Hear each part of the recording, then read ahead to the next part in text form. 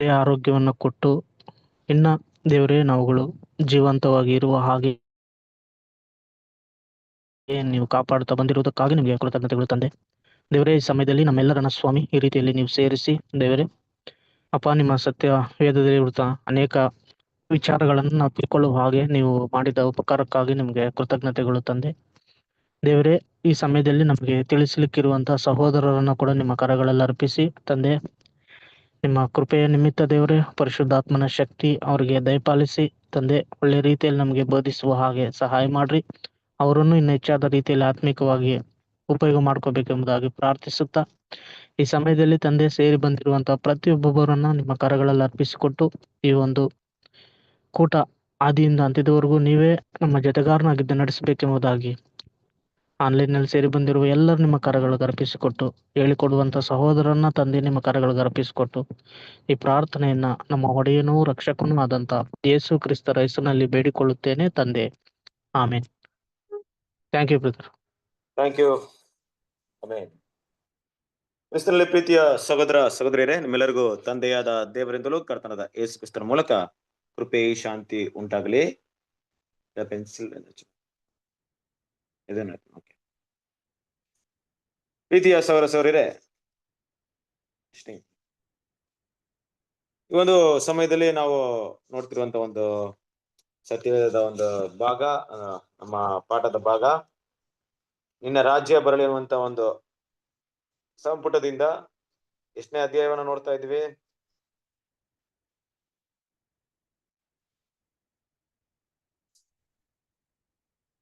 ಎಷ್ಟನೇ ಅಧ್ಯಾಯ?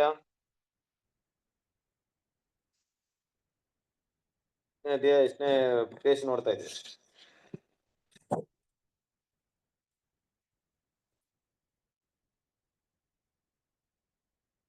ಎಲ್ಲ ಇಲ್ಲೇ ಇದ್ದೀರಾ? ಇಲ್ಲ ಬೇರೆ ಎಲ್ಲಾದ್ರೂ ಹೋಗ್ಬಿಟ್ಟಿದ್ದೀರಾ? 74. ಓಕೆ, ನಾವು ನೋಡ್ತಿರುವಂತ ಅಧ್ಯಾಯ 5ನೇ ಅಧ್ಯಾಯ, ಪುಟ 74ನೇ ಪುಟದಿಂದ ನೋಡೋದು. Okay, thank you. ಪ್ರೀತಿಯ ಸಹೋದರ ಸಹೋದರಿಯರೇ, ಸೊ ನಾವು ನೋಡಿದಂತ ಹಳೆಯ ಒಂದು ಭಾಗದಲ್ಲಿ, ಕಳೆದ ಭಾಗದಲ್ಲಿ ನೋಡಿದಂತ ವಿಷಯ ಏನಪ್ಪಾ ಅಂದ್ರೆ, ಈ ಸುಗ್ಗಿಯ ಸಮಯ, ಆ ಸುಗ್ಗಿಯ ಸಮಯದಲ್ಲಿ ಇರುವಂತ ಕಾಲಕ್ಕೆ ಸಂಬಂಧಪಟ್ಟಂತ ಹಲವಾರು ಒಂದು ಪ್ರವಾದಿಗಳು ನೋಡಿದ್ವಿ. ಮತ್ತೆ ಈ ಒಂದು ನಕ್ಷೆ ಅನ್ನ ನೋಡಿದ್ವಿ ಅಲ್ವಾ? ಅಂತ್ಯಕಾಲವನ್ನ ಸೂಚಿಸುವಂತ ಒಂದು ಚರಿತ್ರೆಯ ನಕ್ಷೆವನ್ನ ಇಲ್ಲಿ ನಾವು ನೋಡಿದ್ವಿ. ಅದನ್ನ ಕೂಡ ನೀವು ಅರ್ಥ ಮಾಡ್ಕೊಂಡಿರ್ತೀರಾ ಸಾಮಾನ್ಯವಾಗಿ. ಈಗ ಮುಂದುವರೆದು ನಾವು ನೋಡುವಂತ ಒಂದು ವಿಷಯ ಏನಪ್ಪಾ ಅಂದ್ರೆ, ಕಂಟಿನ್ಯೂ ಪಾರ್ಟ್ ನ ನೋಡೋಣ. ನಾವು ಎಲ್ಲಿ ನೋಡಿದೀವಿ ಅಂದ್ರೆ, ಕೊನೆಯದಾಗಿ ಪೇಜ್ ನಂಬರ್ 75ರಲ್ಲಿ ಫಸ್ಟ್ ಪ್ಯಾರಾದಿಂದ ಓದ್ಕೊಬೇಕಾಗಿದೆ. ಪೇಜ್ ನಂಬರ್ 75ರಲ್ಲಿ ಫಸ್ಟ್ ಪ್ಯಾರಾದಿಂದ ಶುರು ಮಾಡ್ರಿ.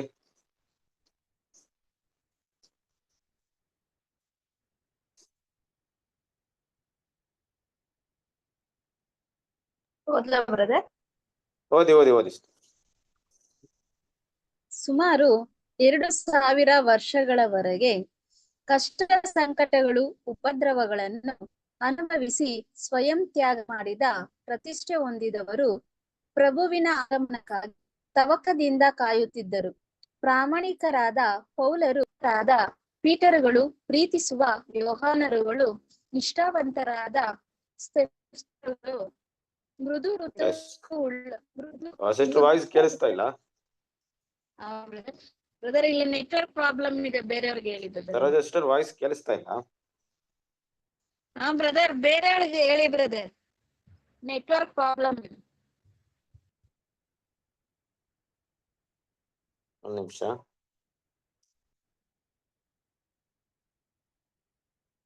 ಹೋದ್ರಿ? ಈಗ ಹೋದ್ರಿ?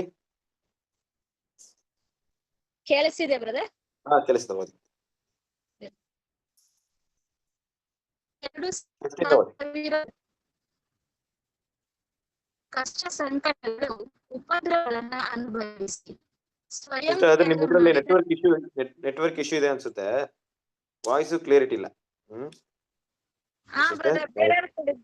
ಬೇರೆಯವ್ರಿಗೆ ಓದ್ಸೋಣ, ಓಕೆನಾ? ಸರಿ, ಓಕೆ, ಥ್ಯಾಂಕ್ ಯು. ಬೇರೆ ಯಾರಾದ್ರೂ ಓದಿ.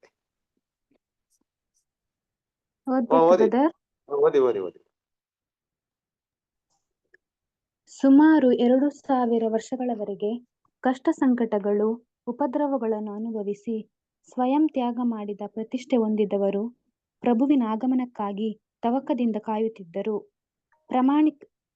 ಪ್ರಾಮಾಣಿಕರಾದ ಪೌಲರು,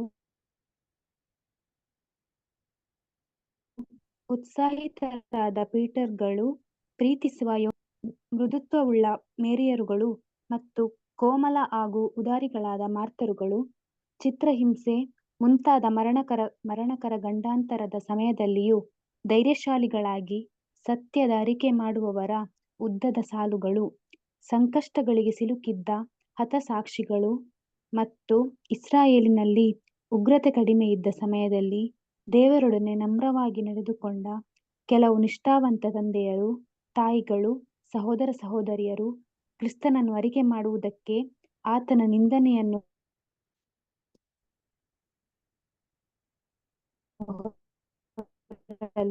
ಆತನ ಸತ್ಯದ ಸಲುವಾಗಿ ನಿಂದನೆಗೊಳಗಾದವರ ಸಂಗಾತಿಗಳಾಗಿರಲು ನಾಚಿಕೆ ಪಡದವರು, ಹೆದರದವರು. ಇಬ್ರಿಯ 10:33. ಇಂಥವರು ನಂಬಿಕೆಯ ಒಳ್ಳೆಯ ಹೋರಾಟವನ್ನು ಮಾಡಿದ ನಂತರ ತಮ್ಮ ಅಸ್ತ್ರವನ್ನು ಕೆಳಗಿಳಿಸಿ ಕರ್ತನ ಪ್ರತ್ಯಕ್ಷತೆಯಲ್ಲಿ ವಾಗ್ದಾನ ಮಾಡಲ್ಪಟ್ಟ ಬಹುಮಾನಗಳಿಗಾಗಿ ಕಾಯುತ್ತಿರುವರು. 2 ತಿಮೋಥೆಯ 4. Thank you brother. Okay, thank you. ಕ್ರಿಸ್ತನಲ್ಲಿ ಪ್ರೀತಿಯ ಸಹೋದರ ಸಹೋದರಿಯರೇ, ನಮ್ಮ ಪಾಠ ಸುಗ್ಗಿಯ ಕಾಲ ಅಂತ ಹೇಳಿದಾಗ ಸುಗ್ಗಿಯ ಕಾಲದ ಬಗ್ಗೆ ಇರುವಂತ ಒಂದು ವಿಷಯ ಮಾತಾಡ್ತಾ ಇದ್ರು ಕೂಡ ಸುಗ್ಗಿಯ ಕಾರ್ಯ ಅನ್ನುವಂತ ಮುಂದಿನ ಪಾಠ ಬರುತ್ತೆ. ಆದ್ರೆ ಇಲ್ಲಿ ಮುಖ್ಯವಾಗಿ ಈ ಕಾಲಕ್ಕೆ ಸಂಬಂಧಪಟ್ಟಂತ ವಿಷಯಗಳಲ್ಲಿ ಮಾತಾಡ್ತಾ ಇದ್ದಾರೆ. ಈ ಸುಗ್ಗಿಯ ಕಾಲ ಅಂತ ತಗೊಂಡಾಗ ಸುಮಾರು 2000 ವರ್ಷಗಳಿಂದ ಏನೆಲ್ಲ ಬೆಳೆದು ಬಂದಿದೆಯೋ ಆ ಪೈರು, ಆ ಗೋಧಿಯನ್ನ ಹಾರ್ವೆಸ್ಟ್ ಮಾಡುವಂತ ಒಂದು ಮುಖ್ಯವಾದಂತ ಒಂದು ಕೆಲಸ. ಹಾಗಂತ ಆ ಸುಗ್ಗಿ ಕೆಲಸವನ್ನು ಮಾಡುವಂತವ್ರು ನಮ್ಮ ಕರ್ತನಾದ ಯೇಸು ಕ್ರಿಸ್ತನು ಆತನ 2ನೇ ಬರುವಿಕೆಯಲ್ಲಿ ಅದನ್ನ ಮಾಡ್ಬೇಕು. ಅಂದ್ರೆ ಯೇಸು ಕ್ರಿಸ್ತನ 2ನೇ ಬರುವಿಕೆಯಲ್ಲಿ ಆ ಸುಗ್ಗಿ ಕಾರ್ಯ ನಡೀತಾ ಇದೆ. ಆದ್ರೆ ಈ ಸುಗ್ಗಿಯಲ್ಲಿ ಅದರ ಗುಣಗಳನ್ನ ಬೆಳೆಸ್ಕೊಂಡು ಸುಮಾರು ಜನರು ಕಾಯ್ತಾ ಇದ್ದಾರೆ. ಅದರಲ್ಲಿ ಬ್ರದರ್ ಮಾತಾಡ್ಬೇಕಾದ್ರೆ ಅನೇಕರು ಪೌಲನಂತೆ, ಪೇತ್ರನಂತೆ, ಯೋಹಾನರಂತೆ, ನೋಡಿ ಪೌಲನಿಂದ ಪ್ರಾಮಾಣಿಕತನ ತೋರಿಸುವವರು, ಪೀಟರ್ ಹೇಗೆ ತುಂಬಾ ಉತ್ಸಾಹವಾಗಿದ್ರು ಅದೇ ರೀತಿ ಕೆಲವರು ಉತ್ಸಾಹರಾಗಿರೋರು, ಯೋಹಾನರು ಹೇಗೆ ಪ್ರೀತಿ ಮಾಡ್ತಾ ಇದ್ರು ಅದೇ ರೀತಿ ಪ್ರೀತಿಗಳನ್ನ ಗುಣಗಳನ್ನ ಹೊಂದ್ಕೊಂಡಿರೋರು, ಮತ್ತೆ ತುಂಬಾ ನಿಷ್ಠಾವಂತರಾಗಿರುವಂತ ಸ್ಟೇಫನಂತ ಇರುವವರು, ಮೃದುವಾದಂತ ಸ್ವಭಾವವುಳ್ಳ ಮೇರಿಯರಂತ ಇರುವವರು, ಕೋಮಲ ಮತ್ತು ಉದಾರಿಗಳಾದ ಮಾರ್ಥಲಂತ ಇರುವವರು ಅಲ್ವಾ, ಹಲವಾರು ಕಷ್ಟಗಳನ್ನ, ಹಲವಾರು ಸಮಸ್ಯೆಗಳನ್ನ ಸಗಿಸಿದವರು ಈ ಪಟ್ಟಿಯಲ್ಲಿ ಈ 2000 ವರ್ಷಗಳಲ್ಲಿ ಈ ಸಭೆಯಾಗಿ ತುಂಬಾ ಜನ ಏನ್ ಮಾಡಿದ್ರೆ ಆಯ್ಕೆ ಆಗಿದ್ದಾರೆ. ಹಾಗೂ ಕ್ರಿಸ್ತನ ಪ್ರೀತಿಯ ಸಹೋದರರೇ, ಇಸ್ರೇಲ್ ಜನರಲ್ಲಿ ಇದ್ದಂತ ಒಂದು ಕಷ್ಟಕರವಾದ ಸಮಯದಲ್ಲೂ ಕಷ್ಟವಿಲ್ಲದ ಸಮಯದಲ್ಲೂ ದೇವರಿಗೋಸ್ಕರ ಅನೇಕ ಸತ್ಯ ವಿಷಯಗಳನ್ನ ತಿಳ್ಕೊಂಡು ತಂದೆಯಂದರಾಗಿ, ತಾಯಿಯಂದಿರಾಗಿ, ಸಹೋದರ ಸಹೋದರಿಯಂತೆ ಹಲವಾರು ಜನರು ಕ್ರಿಸ್ತನಿಗೋಸ್ಕರ ಏನ್ ಮಾಡಿದ್ರೆ ತ್ಯಾಗವನ್ನ ಮಾಡಿದ್ದಾರೆ, ತಮ್ಮನ್ನ ಸಮರ್ಪಣೆ ಮಾಡಿದ್ದಾರೆ. ಇವರೆಲ್ಲರೂ ಕಾಯ್ತಾ ಇದಾರೆ ಅಂದ್ರೆ ಏನರ್ಥ? ಕಾಯ್ತಿರುವರಂದ್ರೆ ನೋಡ್ರಿ, ದೇವರ ಮಕ್ಕಳು ಪ್ರಪಂಚದಲ್ಲಿ ಪ್ರತಿಯೊಬ್ಬ ಮನುಷ್ಯ ಕೂಡ ಕೆಲವೊಂದು ವಿಷಯಕ್ಕೆ ಕಾಯ್ಬೇಕಾಗುತ್ತೆ. ಆತನು ಕಾಯುವಂತ ಆ ಗುಣ ಇದೆಯಲ್ಲ, ಅದು ಯಾವುದಕ್ಕೋಸ್ಕರ ಕಾಯ್ತಾನೆ ಅನ್ನೋದ್ ಮೇಲೆ ಅವಲಂಬಿತವಾಗಿರುತ್ತೆ. ನಾಶವಾಗುವಂತ ವಿಷಯ ಇಲ್ಲವೇ ನಾಶವಾಗದಿರುವಂತ ವಿಷಯ. ಯಾರು ಕೂಡ ನಾಶವಾಗದಿರುವಂತ ವಿಷಯಕ್ಕೆ ಕಾಯಲ್ಲ, ಎಲ್ಲ ನಾಶವಾಗುವಂತ ವಿಷಯಕ್ಕೆ ಕಾಯ್ತಿರೋದು. ಕೆಲವೊಂದು ವಿಷಯ ಪಡಿಬೇಕಾದ್ರೆ ಸಮಯ ಬೇಕು, ಆ ಸಮಯ ಬರೋವರೆಗೂ ಕಾಯ್ಬೇಕಾಗುತ್ತೆ. ಆದ್ರೆ ದೇವರ ಮಕ್ಕಳು ದೇವರು ವಾಗ್ದಾನ ಮಾಡಿದಂತ ಆ ಒಂದು ಮಹಾಪದವಿ ನಿರೀಕ್ಷೆಯನ್ನ, ಕ್ರಿಸ್ತನೊಂದಿಗೆ ಇರುವಂತ ಒಂದು ಜೀವವನ್ನ ಪಡ್ಕೊಳ್ಳಕ್ಕೆ, ಆ ಸಭೆಯಾಗಿ ಮಾರ್ಪಡೋದಕ್ಕೆ, ಈ ದೇಹವನ್ನ ಬಿಟ್ಟು ರೂಪಾಂತರ ಹೊಂದುವುದಕ್ಕೆ ಯಾರೆಲ್ಲ ಆರಂಭ ಕಾಲದಲ್ಲಿ ಅಪೊಸ್ತಲ ಪಾಲರ ಕಾಲ ಇರ್ಬೋದು, ಅದಂತರ ಬಂದಿರುವಂತ 100,000 ವರ್ಷಗಳ ಹಿಂದೆ ಇರ್ಬೋದು, ಅವರು ತಮ್ಮ ಓಟವನ್ನು ಓಡಿ ಮುಗಿಸಿದ್ರು. ಆ ತಕ್ಷಣದಲ್ಲೇ ಕ್ರಿಸ್ತನೊಂದಿಗೆ ಅವರು ಸೇರಲಿಲ್ಲ, ಬದಲಾಗಿ 2000 ವರ್ಷಗಳು ಕಾಯ್ಬೇಕಾಯ್ತು. ಅದಕ್ಕೆ ಇಲ್ಲಿ ಸುಗ್ಗಿಯ ಕಾಲ ಅಂತ ಹೇಳ್ತಿದ್ರು. ಅಂದ್ರೆ ಮೊದಲು ಏನು ಸುಗ್ಗಿ ಆಗಿದೆಯೋ, ಯಾರು ಗೋಧಿಗಳಂತೆ ಗುಣವನ್ನ ತೋರಿಸಿದಾರೋ, ಈಗ ಅವರನ್ನ ಏನ್ ಮಾಡ್ಬೇಕು? ಕಣಜಕ್ಕೆ ಸೇರಿಸುವಂತ ಕೆಲಸ ಮಾಡ್ಬೇಕು. ಅಂದ್ರೆ ಕ್ರಿಸ್ತನೊಂದಿಗೆ ಅವರನ್ನು ಸೇರಿಸುವಂತ ಕೆಲಸ. ಉಳಿದಿರುವಂತ ಭಾಗದವರನ್ನ ಕರ್ತನಾದ ಯೇಸು ಕ್ರಿಸ್ತನ 2ನೇ ಬರುವಿಕೆ ನಂತರ ಅವರನ್ನ ಸೆಲೆಕ್ಷನ್ ಮಾಡುವಂತ ಕೆಲಸ. ಇದೆಲ್ಲ ಕೂಡ ಏನಾಗ್ತಿದೆ, ಇಲ್ಲಿ ಆಯ್ಕೆ ಆಗ್ತಾ ಇದೆ. ಅಂದ್ರೆ ಇವರೆಲ್ಲರೂ ಕೂಡ ನಂಬಿಕೆಯ ಒಳ್ಳೆ ಹೋರಾಟವನ್ನು ಹೋರಾಡಿ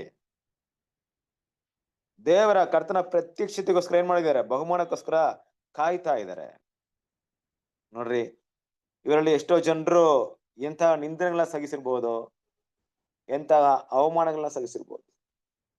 ಕೃಷ್ಣನ ಬೀದಿ ಸಹೋದರರೇ, ಪಾಠವನ್ನ ನಾವು ಕೇಳಿ ಆ ಪಾಠವನ್ನ ಅರ್ಥ ಮಾಡ್ಕೊಂಡು ಸಾಕಪ್ಪ ಇಷ್ಟೇ ನನ್ಗೆ ಇದ್ರಲ್ಲೇ ಬೆಳಿತೀನಂದ್ರೆ ಇಲ್ಲಿ ನಾಚಿಕೆ ಪಡೋದಕ್ಕಾಗ್ಲಿ ಬೇರೆ ಏನೋ ಒಂದು ಸಂಗತಿಗಳು ನಡೆಯಲ್ಲ.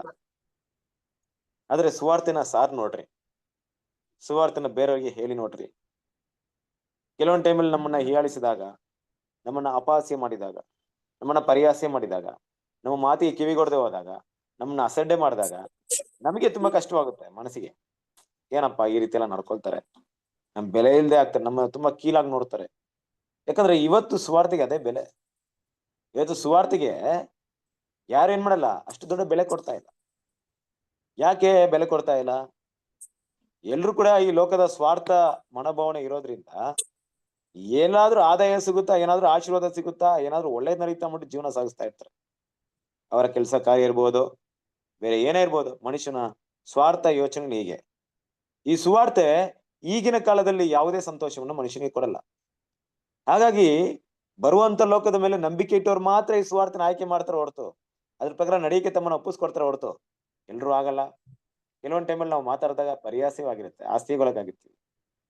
ದೇವರ ವಿಷಯದಲ್ಲಿ ಮಾತಾಡ್ಕೊಂಡ್ ಬಂದಾಗ ಕೆಲವೊಬ್ರು ಅದನ್ನ ನೆಗ್ಲಿಜೆನ್ಸ್ ಮಾಡಿರ್ತಾರೆ. ಅವಾಗ ನಾವು ಕೆಲವೊಂದು ಟೈಮಲ್ಲಿ ನಮ್ಗೆ ಏನಾಗುತ್ತೆ ಅಂದ್ರೆ, ನಮ್ಮ ವಿಷಯ ಹೇಳಕ್ ಹೋದಾಗ ಅವ್ರು ಅದನ್ನ ಅಸಡ್ಡೆ ಮಾಡಿದಾಗ ನಾಚಿಕೆ ಆಗ್ಬಿಡುತ್ತೆ ನಮ್ಗೆ. ಯಾರು ಬೆಲೆ ಕೊಡ್ಲಿಲ್ವಲ್ಲ, ನನಗೆ ಒಂಥರ ಆಗ್ಬಿಡ್ತು, ನಾನು ಹೇಳಿದ ಮಾತು ಅಷ್ಟು ಬೆಲೆ ಇಲ್ಲದೆ ಮಾತಾಗ್ಬಿಡ್ತಾ ಅಂದ್ಬಿಟ್ಟು. ಅದಕ್ಕೆ ಕೆಲವ್ರು ಏನ್ ಮಾಡ್ಬಿಡ್ತಾರೆ, ಅಲ್ಲಿಗೆ ನಿಲ್ಸ್ಬಿಡ್ತಾರೆ, ಸುವಾರ್ತೆ ಎಲ್ಲದು ಬಿಟ್ಬಿಡ್ತಾರೆ. ಯಾರಪ್ಪ ಹೇಳ್ಬಿಟ್ಟು ಎಲ್ರ ಮುಂದೆ ಅವಮಾನ ಪಡ್ಕೊಂಡ್ ಬರೋದು ಅಂತ. ಆದ್ರೆ ಕೆಲವರು ಅವಮಾನವನ್ನ ಸಗಿಸ್ಕೊಂಡ್ರು. ಯಾರು ನಮ್ಮನ್ನ ನಿಂದಿಸಿದ್ರೆ ಏನೋ, ಅವಮಾನ ಪಡಿಸಿದ್ರೇನೋ, ದೇವ್ರು ಕೊಟ್ಟಿರೋಂತ ವಾಕ್ಯ ಸಾರುವಂತ ಒಂದು ದೊಡ್ಡ ಜವಾಬ್ದಾರಿ ನನ್ ಮೇಲಿದೆ. ಅದಕ್ಕೆ ಅಪೊಸ್ತಲ ಪಾಲನಂತೆ ಅಲ್ವಾ, ಸುವಾರ್ತೆನ ಕೊನೆಯವರೆಗೂ ಸಾರುವವರಾಗಿದ್ದಾರೆ. ಇಂತಹ ಒಂದು ಭಾವನೆಯಲ್ಲಿ ಜೀವನ ಮಾಡಿದರು ಕೂಡ ಈಗ್ಲೂ ಇದ್ದಾರೆ, ಹಿಂದೆ ಇದ್ರು, ಮುಂದೆನೂ ಇರ್ತಾರೆ. ಕ್ರಿಸ್ತನ ಪ್ರೀತಿಯ ಸಹೋದರರೇ, ದೇವರ ಮಕ್ಕಳು ನಮ್ಮ ಓಟವನ್ನು ಓಡಿ ಮುಗಿಸ್ಬೇಕಾದ್ರೆ ನಾವು ಈ ಒಂದು ದಾರಿಯಲ್ಲಿ ಹೋಗೋದಿಕ್ಕೆ, ಈ ಒಂದು ಮಾರ್ಗವನ್ನ ಸುಲಭವಾಗಿ ದಾಟೋದಕ್ಕೆ ನಮ್ಗಿರುವಂತ ಒಂದೇ ಒಂದು ಮಾರ್ಗ ಏನ್ ಗೊತ್ತಾ? ಸುವಾರ್ತೆ ಎಂಬ ಪಾದರಕ್ಷೆ. ಯಾರೊಬ್ರು ಆ ಪಾದರಕ್ಷೆನ ಹಾಕೊಳ್ದೆ ಈ ದಾರಿಯಲ್ಲಿ ನಡೀತೀನಂತರ ಖಂಡಿತ ತುಂಬಾ ಅಸಾಧ್ಯವಾದಂತ ಒಂದು ವಿಷಯ. ಅಂದ್ರೆ ನಮ್ಮ ಕೆಲಸ ಎಲ್ಲವೂ ಕೂಡ ಈ ಸುವಾರ್ಥ ವಿಷಯಗಳಿಗೆ ಸೀಮಿತವಾಗಿರ್ಬೇಕು, ದೇವರ ಸೇವೆಗೆ ಸೀಮಿತವಾಗಿರ್ಬೇಕು. ಅವ್ರ ನೋಟಿಗೆ ನಾನು ಎಷ್ಟು ಸೇವೆ ಮಾಡ್ತಾ ಇದ್ದೀನಿ, ಎಷ್ಟು ಜನರಿಂದ ಹೆಸರು ಪಡಿತಾ ಇದೀನಿ ಮುಖ್ಯ ಅಲ್ಲ, ಬಟ್ ನನ್ನ ಉದ್ದೇಶ ಏನಿದೆ ಅನ್ನೋದು ಮುಖ್ಯವಾಗಿರುತ್ತೆ. ನನ್ನ ಉದ್ದೇಶಪೂರ್ವಕವಾಗಿ ಕೆಲವೊಂದು ಟೈಮಲ್ಲಿ ನಾನು ಮಾಡೋಂಥ ಸುವಾರ್ಥ ಸೇವೆನ ಯಾರು ನೋಡಿಲ್ಲ. ನೋಡಿ, ಇಲ್ಲಿ ಒಂದು ಮಾತನ್ನ ಬಳಸಿದ್ದಾರೆ, ಕೋಮಲ ಹಾಗೂ ಉದಾರಿಗಳಾದ ಮಾರ್ತರುಗಳು ಅಂತ ಹೇಳಿದ್ದಾರೆ. ಈ ಮಾರ್ತ ಏನಪ್ಪಾ ಮಾಡಿದ್ರು? ಅವ್ರ ಸ್ವಭಾವ ಕೋಮಲವಾಗಿತ್ತು ಮತ್ತು ಉದಾರವಾಗಿದ್ರು. ಯೇಸು ಕ್ರಿಸ್ತನ 3.5 ವರ್ಷದಲ್ಲಿ ಸೇವೆ ಮಾಡೋದಕ್ಕೆ ಆತನಿಗೆ ಹಣ ಬೇಕಾಯ್ತು, ಊಟ ಬೇಕಾಯ್ತು, ವಸತಿ ಬೇಕಾಯ್ತು. ಹಾಗಂತ ಯೇಸು ಕ್ರಿಸ್ತ ನಮ್ ತರ 8 ಅವರ್ ಏನಾದ್ರೂ ಕೆಲಸ ಮಾಡಿಲ್ಲ, ಪ್ರತಿದಿನ ಕೆಲಸ ಡ್ಯೂಟಿ ಮಾಡಿ ತಿಂಗಳಿಗೆ ಸಂಬಳ ತಗೊಂಡು ನಾನು ಸುವಾರ್ತೆ ಸೇವೆ ಮಾಡಿದ್ರು 3.5 ವರ್ಷದಲ್ಲಿ ಈ ಕೆಲ್ಸಗಳು ಮಾಡಕ್ ಆಗ್ತಿರ್ಲಿಲ್ಲ. ಯಾರು ಸಹಾಯ ಮಾಡ್ತಿದ್ರು? ಅಂತವರು ಕೂಡ ಸುವಾರ್ಥ ಸೇವೆಯಲ್ಲಿ ಭಾಗಿಗಳಾಗಿದ್ರು. ಕೆಲವ್ರ ಕೈಲಿ ಕೆಲವರು ಬಾಯಾಗಿದ್ರು, ಕೆಲವರು ಕೈಯಾಗಿದ್ರು, ಕೆಲವರು ಕಾಲಾಗಿದ್ರು. ಈ ಸುವಾರ್ತೆಗೆ ಹಲವಾರು ರೀತಿಯಲ್ಲಿ ಹಲವಾರು ಕಷ್ಟಪಟ್ಟಿದ್ರೆ ಅವರೆಲ್ಲರೂ ಕೂಡ ಅದರ ಭಾಗಲೇ ಆಗಿದ್ರು. ಹೌದು ಕ್ರಿಸ್ತನ ಪ್ರೀತಿಯ ಸಹೋದರರೇ, ಇವತ್ತು ನಮಗ್ ಕೂಡ ಅದರ ಭಾಗವಿದೆ. ನನ್ನ ಭಾಗ ಈ ಸುವಾರ್ತೆ ಸೇವೆಯಲ್ಲಿ ಎಷ್ಟರ ಮಟ್ಟಿಗಿದೆ, ನಾನು ಎಷ್ಟು ಮಟ್ಟಿಗೆ ಮಾಡ್ತಾ ಇದ್ದೀನಿ ಅಲ್ವಾ ಅನ್ನೋದು ಕೂಡ ಏನಾಗುತ್ತೆ, ತುಂಬಾ ಮುಖ್ಯವಾಗುತ್ತೆ. ನಾಚಿಕೆ ಪಡುವಂತ ಗುಣಗಳಿರ್ಬಾರ್ದು ದೇವ್ರ ಮಕ್ಕಳು. ಸುವಾರ್ಥ ಸತ್ಯವಾಕ್ಯವನ್ನು ಹೇಳೋದಕ್ಕೆ ನಾಚಿಕೆ ಪಡುವಂತ ಗುಣಗಳನ್ನ ನಾವು ಬೆಳೆಸ್ಕೊಂಬಾರ್ದು. ಕೆಲವರು ಹೇಳೋದೇ ಇಲ್ಲ ಗೊತ್ತಾ, ಎಲ್ಲಾದ್ರೂ ಒಳ್ಳೆ ಒಂದು ಫ್ರೆಂಡ್ ಸರ್ಕಲ್ ಎಲ್ಲ ಹೋಗ್ಬಿಟ್ರೆ, ಈ ಮ್ಯಾರೇಜ್ ಅಂತದೆಲ್ಲ ಹೋಗ್ಬಿಟ್ರೆ ಅವ್ರು ನೀವು ಕ್ರೈಸ್ತರಂತಾನೆ ನೋಡಕ್ಕಾಗಲ್ಲ, ದೇವ್ರ ಮಕ್ಳು ಆಗ್ಬಿಟ್ರು ಅವ್ರ ತರನೇ ಆಗ್ಬಿಡ್ತಾರೆ, ಅವ್ರಲ್ಲಿ ಒಬ್ರೇ ಆಗ್ಬಿಡ್ತಾರೆ. ಅವ್ರ ಮಾತು ಸ್ಟೈಲು ಎಲ್ಲ ಬದಲಾವಣೆ ಆಗ್ಬಿಡುತ್ತೆ. ಅದೇ ತರ ಎಲ್ಲಿ ಬೆರೀತಾರೋ ಅಲ್ಲೇ ಅದೇ ತರ ಕ್ಯಾರೆಕ್ಟರ್ ತೋರಿಸ್ಬಿಡ್ತಾರೆ ಅಲ್ವಾ, ಅದೇ ಗುಣಗಳನ್ನ ತೋರಿಸ್ಕೊಂಡ್ಬಿಡ್ತಾರೆ. ಆಮೇಲೆ ಅಲ್ಲಿಂದ ಈಚೆ ಬಂದಾಗ ಒಳ್ಳೆಯವ್ರ ತರ ಇರ್ತಾರೆ, ಎಲ್ಲೆಲ್ಲಿ ಹೋಗ್ತಾರೆ ಅಲ್ಲೆಲ್ಲಿ ಆ ತರ ಇರ್ತಾರೆ. ಅಲ್ಲೇನ್ ಮಾಡಲ್ಲ, ಅವರು ಒಬ್ಬ ಕ್ರೈಸ್ತರ ತರ ನಡ್ಕೊಳಲ್ಲ. ಯಾಕಂದ್ರೆ ಜನ ಬೇರೆ ತರ ನೋಡ್ಬಿಡ್ತಾರೆ ನಮ್ಮನ್ನ. ಕ್ರೈಸ್ತರ ಗುಣಗಳನ್ನ ತೋರ್ಸಲ್ಲ, ಕ್ರೈಸ್ತರ ವಿಷಯಗಳನ್ನ ಮಾತಾಡಲ್ಲ, ನಾಚಿಕೆ. ತುಂಬಾ ಜನರಿಗೆ ನಾಚಿಕೆ ಇದೆ. ಕ್ರಿಸ್ತನ ಪ್ರೀತಿ ಸರಸವರೇ, ಇವತ್ತು ನಾಚಿಕೆ ನಾವು ಪಟ್ರೆ ದೇವರ ಕರ್ತನಾದ ಯೇಸು ಕ್ರಿಸ್ತ ನಮ್ಮನ್ ಬಗ್ಗೆ ನಾಚಿಕೆ ಪಡ್ತಾರೆ. ಏನಂತ ನಾಚಿಕೆ ಪಡ್ತಾರೆ? ತಂದೆ ದೇವ್ರ ಹತ್ರ ನನ್ ಮಗನಿಗೆ ಐತೆ ಅಂತ ಹೇಳ್ಬಿಡ್ತಾರ? ಹೇಳಲ್ಲ ಕ್ರಿಸ್ತನ ಪ್ರೀತಿ ಸರಸವರೇ. ಹೇಳಕ್ಕಂತೂ ಆಗದೇ ಇಲ್ಲ ಅವ್ರಿಗೆ. ಯಾಕೆ ಹೇಳ್ಬೇಕು? ಆತನ ವಿಷಯದಲ್ಲಿ ನಾಚಿಕೆ ಪಡ್ತೀವಿ ಇವತ್ತು ನಾವು. ಎಂತಹ ಅವಮಾನ ನಿಂದನೆಗಳನ್ನ ಸಗಿಸ್ಕೊಂಡವರು ಅವರೇ ಸುಗ್ಗಿಯ ಒಂದು ಕೆಲಸದಲ್ಲಿ ಪ್ರಾಮುಖ್ಯತೆಯನ್ನ ಸಲ್ಲಿಸಿ ಆ ಒಂದು ಓಟವನ್ನ ಓಡಿ ಮುಗಿಸಿದ್ರು. ಇವ್ರಿಗೆ ಒಂದು ಎಕ್ಸ್ಪೆಕ್ಟೇಷನ್ ಇದೆ ಕ್ರಿಸ್ತನ ಪ್ರೀತಿ ಸರಸವರೇ. ಇಂತಹ ಒಂದು ವಿಷಯಗಳನ್ನ ಯಾಕೆ ಸಗಿಸ್ಕೊಬೇಕು? ಯಾಕೆ ನಾನು ನಿಂದನೆ ಸಗಿಸ್ಬೇಕು? ಯಾಕೆ ನಾಚಿಕೆನ ಅನುಭವಿಸ್ಬೇಕಂದ್ರೆ, ಯಾಕೆಂದ್ರೆ ನಾನು ಮುಂದೆನೆ ಬರುವಂತ ಬಹುಮಾನವನ್ನ ಎದುರು ನೋಡ್ತಾ ಇದ್ದೀನಿ. ಆ ರೀತಿ ಇರೋರ್ ಮನಸ್ಸು ಹೆಂಗಿರುತ್ತಂದ್ರೆ, ದೇವರೇ ಇಷ್ಟೆಲ್ಲ ನಿಮ್ಗೋಸ್ಕರ ಸಗಿಸ್ಕೊಂಡಿದೀನಿ, ಎಲ್ಲಿ ನನ್ನ ಬಹುಮಾನ ಅಂತ ಒಂದು ನಿರೀಕ್ಷೆ, ಕಾಯುವಿಕೆ ಇರುತ್ತೆ. ಇಲ್ದೇ ಇರೋರಿಗೆ ಏನೂ ಇರಲ್ಲ. ಯಾಕೆ ಕಾಯ್ಬೇಕು? ಎಲ್ಲ ಇಲ್ಲೇ ಸಿಕ್ಕಿದೆ. ಏನ್ ಜೀವನ ಬೇಕು, ಹೆಂಗ್ ಬೇಕು ನಡ್ಸಿದೀನಿ ಜೀವನ. ಕರೆಕ್ಟ್ ಅಲ್ವಾ? ಸಂತೋಷವಾಗಿ ಐಷಾರಾಮಾಗಿ ಜೀವಿಸಿದೀನಿ. ನಂದೇನು ದೊಡ್ಡ ನಿರೀಕ್ಷೆ ಇಲ್ಲ. ಇವತ್ತು ಹೇಗೆ ಲೋಕದವರಲ್ಲಿ ಮುಂದಿನ ಲೋಕದ ಬಗ್ಗೆ, ಮುಂದಿನ ಜೀವನದ ಅಲ್ಲೇ ಸತ್ತ ನಂತರ ಮರಣ ನಂತರ ಇರುವಂತ ಒಂದು ವಿಚಾರಗಳ ಬಗ್ಗೆ ಆಗ್ಲಿ, ಮುಂದೆ ಬರುವಂತ ಪುನರ್ತನ ಬಗ್ಗೆ ಆಗ್ಲಿ ಏನು ನಂಬಿಕೆ ಇಲ್ವೋ, ಇನ್ನು ಹೆಸರು ಕ್ರೈಸ್ತರಲ್ಲಿ ನಂಬಿಕೆ ಇರಲ್ಲ. ನಾನು ಲಾಸ್ಟ್ ಟೈಮ್ ಹೇಳಿದ್ನಲ್ಲ ನಿಮ್ಗೆ ಒಂದ್ ಮಾತು. ಯಾರೋ ಹೇಳಿದ್ರಂತ ಹೋಗ್ಬೇಕಾರೆ ಆಕ್ಸಿಡೆಂಟ್ ಆಯ್ತು, ಆಕ್ಸಿಡೆಂಟ್ ಏನಾಗ್ಬಿಟ್ರೆ ಏನಂತಾರೆ, ಜಸ್ಟ್ ಒಂದ್ ಮಿಸ್ ಅಪ್ಪ, ಇಲ್ಲಾಂದ್ರೆ ಪರಲೋಕಕ್ಕೆ ಹೋಗ್ಬಿಡ್ತಿದ್ದೆ. ಅಂದ್ರೆ ಏನರ್ಥ ಅವ್ರಿಗೆ? ಪರಲೋಕಕ್ಕೆ ಹೋಗಿ ಇಷ್ಟ ಇಲ್ಲ ಅವ್ರಿಗೆ ಅಲ್ವಾ? ಆ ರೀತಿ ಇರೋರೇ ಜಾಸ್ತಿ. ನಾವು ಕೂಡ ಅದೇ ಒಂದ್ ಭಾವನೆಯಲ್ಲಿದ್ರೆ ಆ ನಿರೀಕ್ಷೆ ನಮ್ಗಿರಲ್ಲ. ಆ ಬಹುಮಾನ ಪಡಿಬೇಕಂತ ಭಾವನೆ ಬರಲ್ಲ. ಯಾರು ಇಲ್ಲಿ ದೊಡ್ಡ ತ್ಯಾಗ ಮಾಡ್ತಾರೋ ಆ ತ್ಯಾಗದ ಹಿನ್ನೆಲೆ ಏನಪ್ಪಾ ಅಂದ್ರೆ, ಇದು ಏನೇ ಕಲ್ಕೊಂಡ್ರು ಸರಿ ಆ ಬಹುಮಾನ ಹೆಂಗಾದ್ರೂ ಪಡಿಬೇಕಂತ ಮನಸ್ಸಿರುತ್ತೆ. ಕ್ರಿಸ್ತನ ಪ್ರೀತಿಯ ಸಹೋದರರೇ, ನಾವು ಅದೇ ನಿರೀಕ್ಷೆ ಉಳ್ಳವರಾಗಿರ್ತೀವಿ. ಓದ್ರಿ 2 ತಿಮೋಥೆಯವರಿಗೆ 4ನೇ ಅಧ್ಯಾಯ 8ನೇ ವಾಕ್ಯ.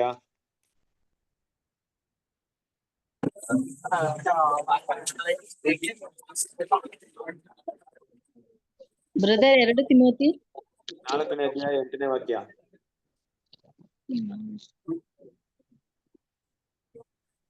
ನೀತಿವಂತರಿಗೆ ದೊರಕುವ ಜಯಮಾಲೆಯು ಮುಂದೆ ನನಗೆ ಸಿದ್ಧವಾಗಿದೆ.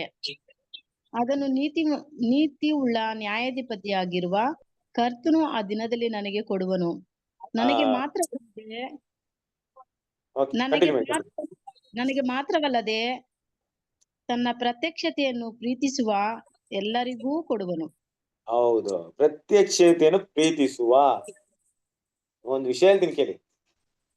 ನಿಮ್ಮ ಜೀವನದಲ್ಲಿ ಯಾರಾದ್ರೂ ವ್ಯಕ್ತಿನ ನೋಡಕ್ಕೆ ತುಂಬಾ ಸಂತೋಷ ಪಟ್ಟಿದ್ದೀರಾ? ತುಂಬಾ ಕ್ಯೂರಿಯಾಸಿಟಿ ಆಗಿದ್ದೀರಾ? ಯಾರ ಆ ವ್ಯಕ್ತಿ?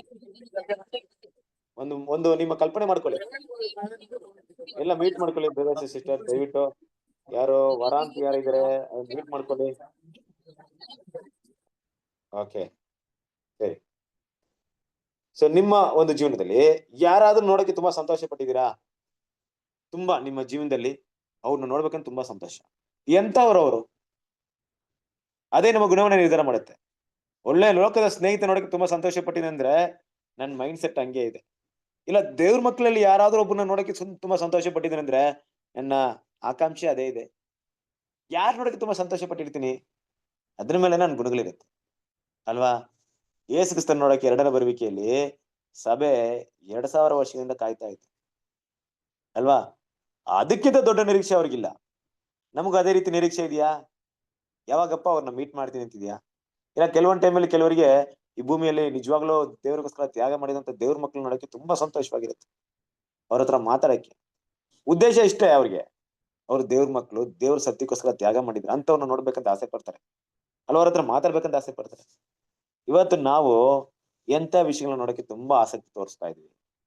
ಅದಕ್ಕೆ ಅಪೊಸ್ತಲ ಪೌಲ ಹೇಳ್ತಾರೆ, ನನಗೆ ಮಾತ್ರವಲ್ಲ ಆ ಪ್ರತ್ಯಕ್ಷತೆಯನ್ನು ಎದುರು ನೋಡುವಂತ ಎಷ್ಟೋ ಜನರು ವೇಟಿಂಗ್ ಅಲ್ಲಿ ಇದಾರೆ. ಯಾವಾಗಪ್ಪ ಮುಗಿಯುತ್ತೆ ನನ್ ಓಟ? ಯಾವಾಗ ಮುಗಿಯುತ್ತೆ? ಯಾವಾಗ ಕ್ರಿಸ್ತನ್ ಮೀಟ್ ಆಗ್ತೀನೋ? ಯಾವಾಗ ನೋಡ್ತೀನೋ? ಈ ಕಷ್ಟಗಳಿಂದ ಯಾವಾಗ ಬಿಡುಗಡೆ ಆಗುತ್ತೋ? ಈ ಮನ್ಸೆಲ್ಲ ಯಾರಿಗ್ ಬರುತ್ತೆ ಹೇಳಿ? ಈ ಲೋಕದಲ್ಲಿ ನಿಜವಾಗ್ಲೂ ತ್ಯಾಗ ಮಾಡಿದವ್ರಿಗೆ ಈ ಮೈಂಡ್ ಬರೋದು. ಬೇರೆಯವ್ರಿಗೆ ಈ ತರ ಮೈಂಡೇ ಬರಲ್ಲ. ಸಾಯೋ ದಿನ ಬಂದ್ಬಿಟ್ರೆ ಅಯ್ಯೋ ಮುಗಿತಾ ನನ್ನ ಲೈಫ್ ಅನ್ಸ್ಬಿಡುತ್ತೆ.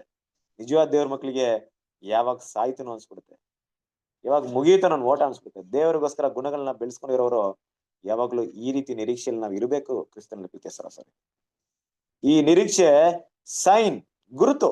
ಏನ್ ಗುರುತು? ನಾನು ಕ್ರಿಸ್ತನ ದಾರಿಯಲ್ಲಿ ಬೆಳೀತಾ ಇದ್ದೀನಿ ಅನ್ನೋದಕ್ಕೆ ಗುರುತು. ನನ್ನ ಮನಸ್ಸು ಈ ಭೂಮಿಯಲ್ಲಿ ಓಟ ಓಡಿ ಮುಗಿಸೋಕೆ ತುಂಬಾ ತವಕ ಪಡಿತಾ ಇದೆಯಾ? ಕ್ರಿಸ್ತನ ಸಂಧಿಸಕ್ಕೆ ತುಂಬಾ ತವಕ ಪಡ್ತಾ ಇದೆಯಾ? ಅದು ಎಲ್ಲರಿಗೂ ಬರಲ್ಲ. ಯಾರು ಈ ಭೂಮಿಯಲ್ಲಿ ತುಂಬಾ ದೊಡ್ಡ ತ್ಯಾಗ ಮಾಡಿರ್ತಾರ ಅಂತವ್ರು ಬರುತ್ತೆ. ಹಾಗಾಗಿ 2000 ವರ್ಷಗಳಲ್ಲಿ ಇಂಥ ಗುಣಗಳನ್ನ ಬೆಳೆಸ್ಕೊಂಡಿರೋರು ಆ ಪ್ರತ್ಯಕ್ಷತೆನ ಎದುರು ನೋಡ್ತಾ ಇದಾರೆ. ಓಕೆನಾ? ಸೊ ಕಂಟಿನ್ಯೂ ಮಾಡಿ ಮುಂದಿನ ಒಂದು ವಿಷಯವನ್ನ.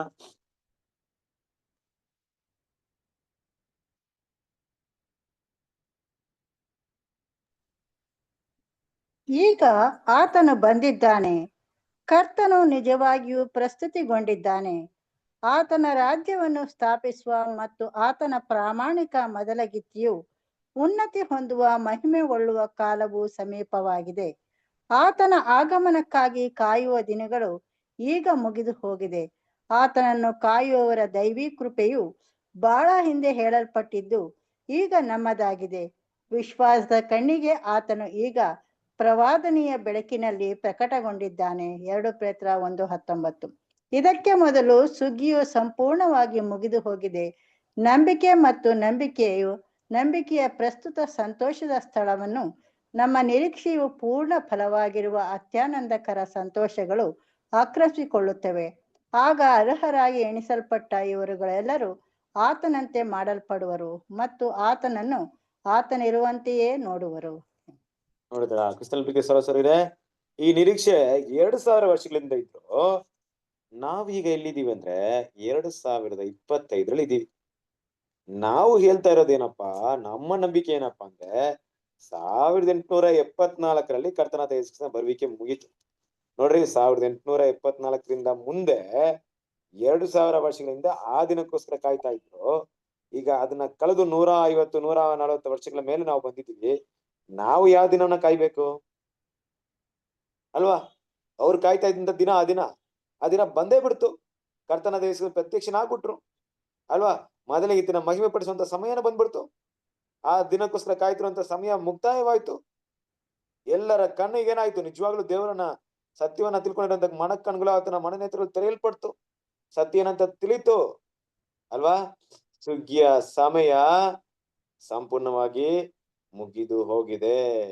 ನೋಡ್ರಿ ಎಂತ ಮಾತು, ಅಂಡರ್ಲೈನ್ ಮಾಡ್ರಿ ಆ ಮಾತು. ಸುಗ್ಗಿಯು ಸಂಪೂರ್ಣವಾಗಿ ಮುಗಿದು ಹೋಗಿದೆ. ಪಾಠನ ಕ್ಲೀನ್ ಆಗಿ ಅರ್ಥ ಮಾಡ್ಕೊಳ್ರೆ ನಮ್ಗೆ ತುಂಬಾ ದೊಡ್ಡ ಪ್ರಶ್ನೆ ಬಂದ್ಬಿಡುತ್ತೆ. ಬ್ರದರ್, ಸುಗ್ಗಿಯ ಸಮಯ ಮುಕ್ತಾಯ ಹೋಗಿದೆ ಅಂತ ಹೇಳ್ತಾ ಇದ್ರೆ ನಾವು ಕೂಡ ಗೋಧಿಯಲ್ಲಿ ಇರ್ಬೇಕಾಯ್ತಲ್ಲ. ಈ ಒಂದು ಟಾಪಿಕ್ ನ ಬರೆದು ಸುಮಾರು 150 ವರ್ಷಗಳಾಯ್ತು. 120 ವರ್ಷಗಳಿಂದ ಹಿಂದೆ ಬರ್ದಿರೋಂತ ಒಂದು ಟಾಪಿಕ್. ಆಗ್ಲೇ ಬ್ರದರ್ ಮುಗ್ದೋಗಿದೆ ಅಂತ ಹೇಳ್ತಾ ಇದಾರೆ. ಈಗ ನಮ್ಮ ಗತಿ ಏನು? ನಮ್ಮ ಒಂದು ವಿಚಾರವೇನು? ನಾವು ಯಾವ ಹಂತದಲ್ಲಿದ್ದೀವಿ? ಈ ಪ್ರಶ್ನೆ ಬಂದೇ ಬಂದಿರುತ್ತೆ. ಕರೆಕ್ಟ್ ಅಲ್ವಾ? ಅದೇ ಕ್ರಿಸ್ತನ ಪ್ರೀತಿಯ ಸಹೋದರರೇ, ಸುಗ್ಗಿಯು ಅಂತ ಹೇಳಿದಾಗ ದೇವ್ರು ಏನ್ ಮಾಡಿದ್ರು ಅಂದ್ರೆ ಎಲ್ಲರನ್ನ ಆಯ್ಕೆ ಮಾಡಿದ್ರು. ಆಯ್ಕೆ ಅಂದ್ರೆ ಯಾವ ರೀತಿ ಆಯ್ಕೆ ಗೊತ್ತಾ? 1,44,000 ಜನದಲ್ಲಿ ಎಕ್ಸಾಂಪಲ್ ಹೇಳ್ತಾ ಇದ್ದೀನಿ, ಉದಾಹರಣೆಗೆ ಹೇಳ್ತಾ ಇದ್ದೀನಿ. ಊಹೆ ಮಾಡ್ಕೊಳ್ಳಿ, ಕಲ್ಪನೆ ಮಾಡ್ಕೊಳ್ಳಿ, ಸಾಧ್ಯತೆಗಳನ್ನ ಮಾತಾಡ್ತಾ ಇದ್ದೀನಿ. ಬರೀ 10,000 ಸೀಟ್ ಮಾತ್ರ ಇತ್ತು. 1874 ಯಾರೆಲ್ಲ ನಿಜವಾಗಿ ಗುಣಗಳನ್ನ ಹೊಂದ್ಕೊಂಡಿದ್ರು, ಮೊದಲಿಗಳನ್ನ ನೋಡೋದಿಕ್ಕೆ ಎಷ್ಟು ಜನ ಇದ್ರು ಅಂದ್ರೆ ಸುಮಾರು 10,000 ಜನ ಏನ್ ಮಾಡಿದ್ರು? ಕರೆಯಲ್ಪಟ್ರು. ಆದ್ರೆ ಏನಾಯ್ತು? ಈಗ ಕರೆಯಲ್ಪಟ್ಟರಾದ್ಮೇಲೆ ದೇವ್ರು ಮತ್ತೆ ಇನ್ನೊಬ್ಬನ ಕರೆಯಕ್ ಹೋಗ್ಲಿಲ್ಲ. ಕ್ಲಿಯರ್ ಆಗಿ ಹೇಳ್ಬೇಕಾದ್ರೆ 1,44,000 ಜನರಲ್ಲಿ 10,000 ಮಾತ್ರ ಉಳಿದಿದೆ ಅಂದ್ರೆ 10,000 ಕರೆ ಬಂದ್ಮೇಲೆ ದೇವ್ರು ಇನ್ನೊಬ್ಬರನ್ನ ಯಾಕೆ ಕರೀತಾರೆ? 10,000 ಒಬ್ಬನೇ ವ್ಯಕ್ತಿನ ಯಾಕೆ ಕರೀತಾರೆ? ಕರಿಬಾರದು, ಕರಿಯಲ್ಲ. ಕರೆತು ದೇವ್ರೇನ್ ಮಾಡ್ತಾರೆ? ಆಯ್ತಪ್ಪ ಬಾ, 1,40,001 ಅಂತ ಲೆಕ್ಕ ಕೌಂಟ್ ಮಾಡ್ತೀನಿ ಅಂತ ಹೇಳಕ್ಕಾಗುತ್ತಾ? ದೇವ್ರ ನೀತಿ ಆ ರೀತಿ ಮಾಡಲ್ಲ.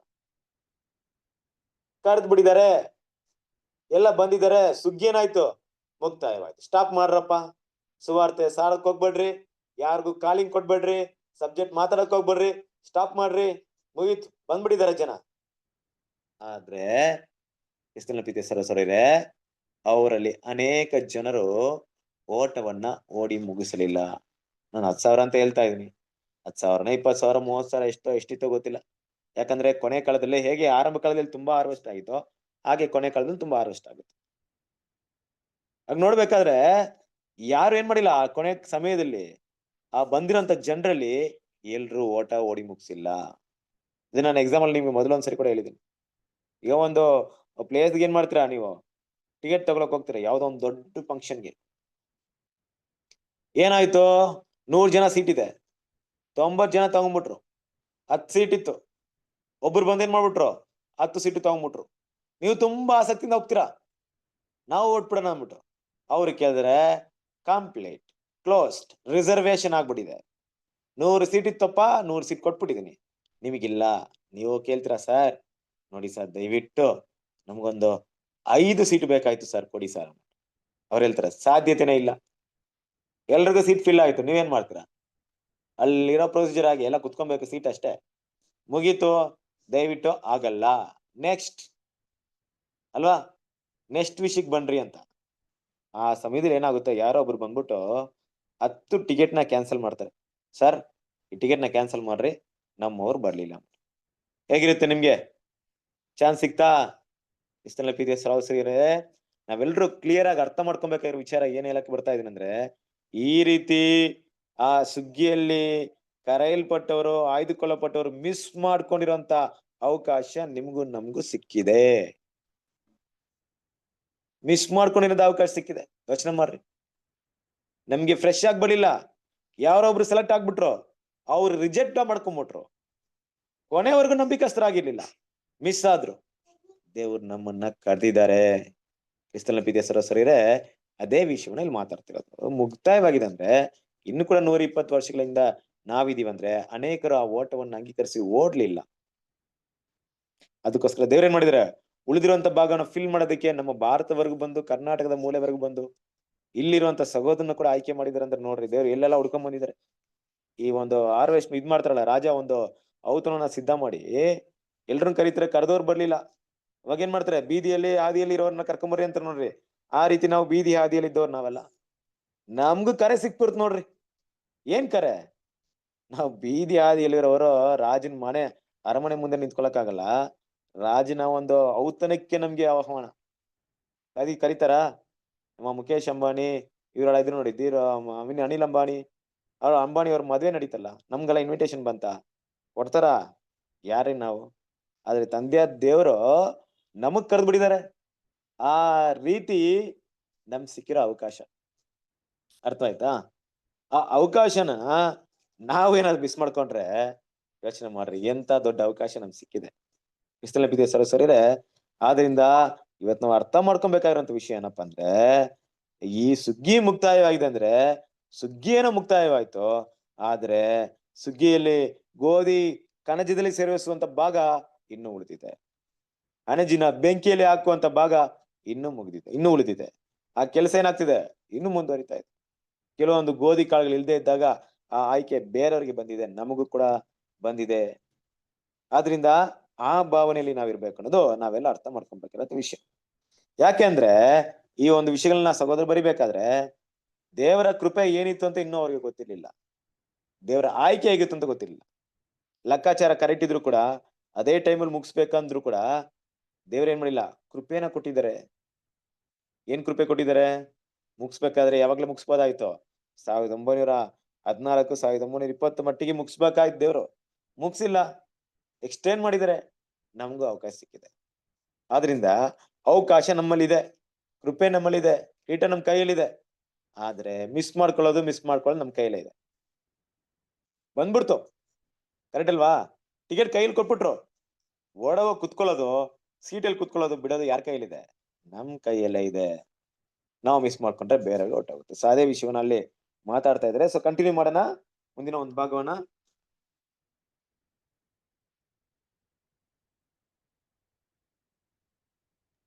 ಕೇಳಿಸ್ತಿದ್ಯಾ ಬ್ರದರ್? ನೆಟ್ವರ್ಕ್ ಸರಿ. ಸರಿ ಬಿಡ್ತಾ ಇಲ್ಲ ಅದು. Clear ಇದೆ. ಅದನ್ನು ಉದಾಹರಿಸುವ ಸಾಮ್ಯದಲ್ಲಿ ತೋರಿಸಿರುವಂತೆ ಮತ್ತಾಯ 25:14 ವಚನದಿಂದ 30 ವಚನದವರೆಗೆ ಕರ್ತನ ಹಿಂದಿರುಗುವಿಕೆಯಲ್ಲಿ ಮಾಡಲ್ಪಟ್ಟ ಮೊದಲ ಸಂಗತಿ ಎಂದರೆ ಆತನ ಸೇವಕರನ್ನು ಕರೆಯುವುದು ಮತ್ತು ಅವರೊಂದಿಗೆ ಎಣಿಕೆ ಹಾಕುವುದು.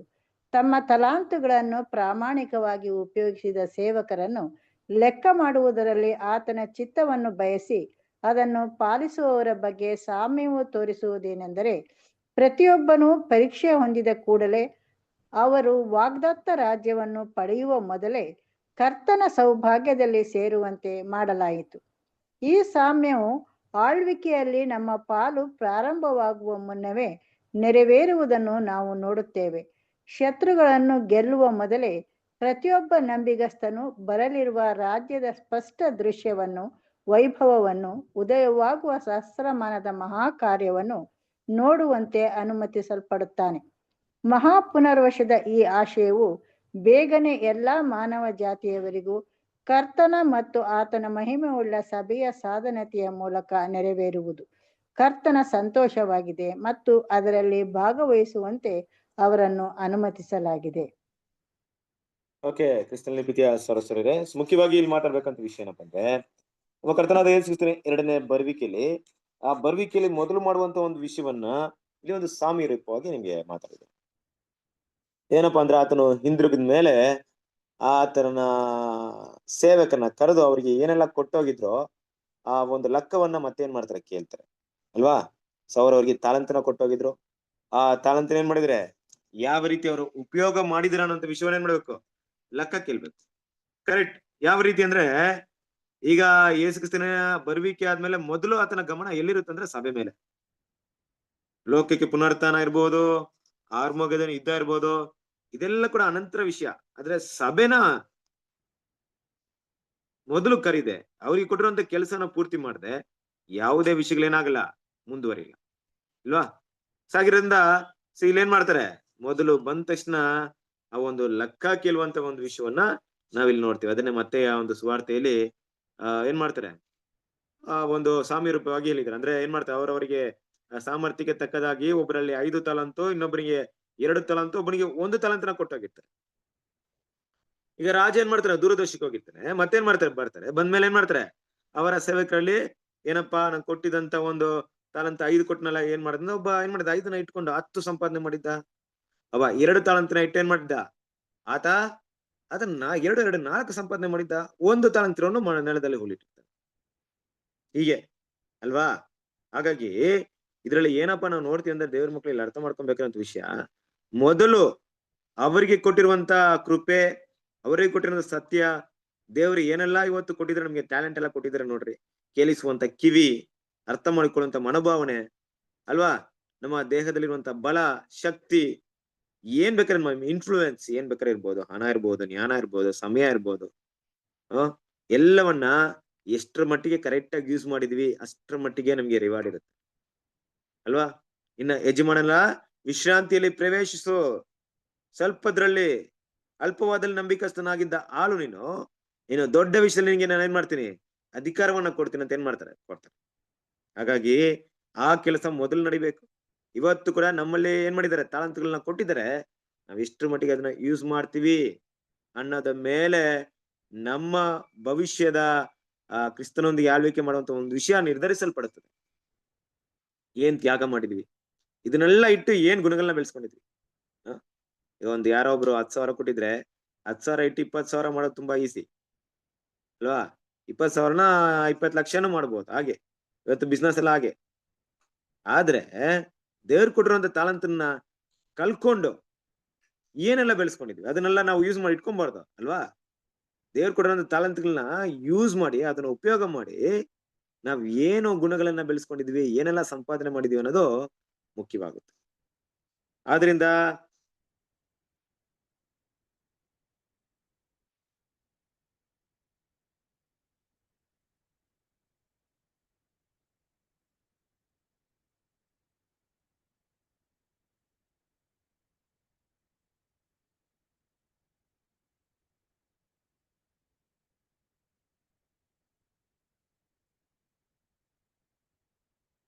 ಓಕೆ, ಒಂದೇ ನಿಮಿಷ.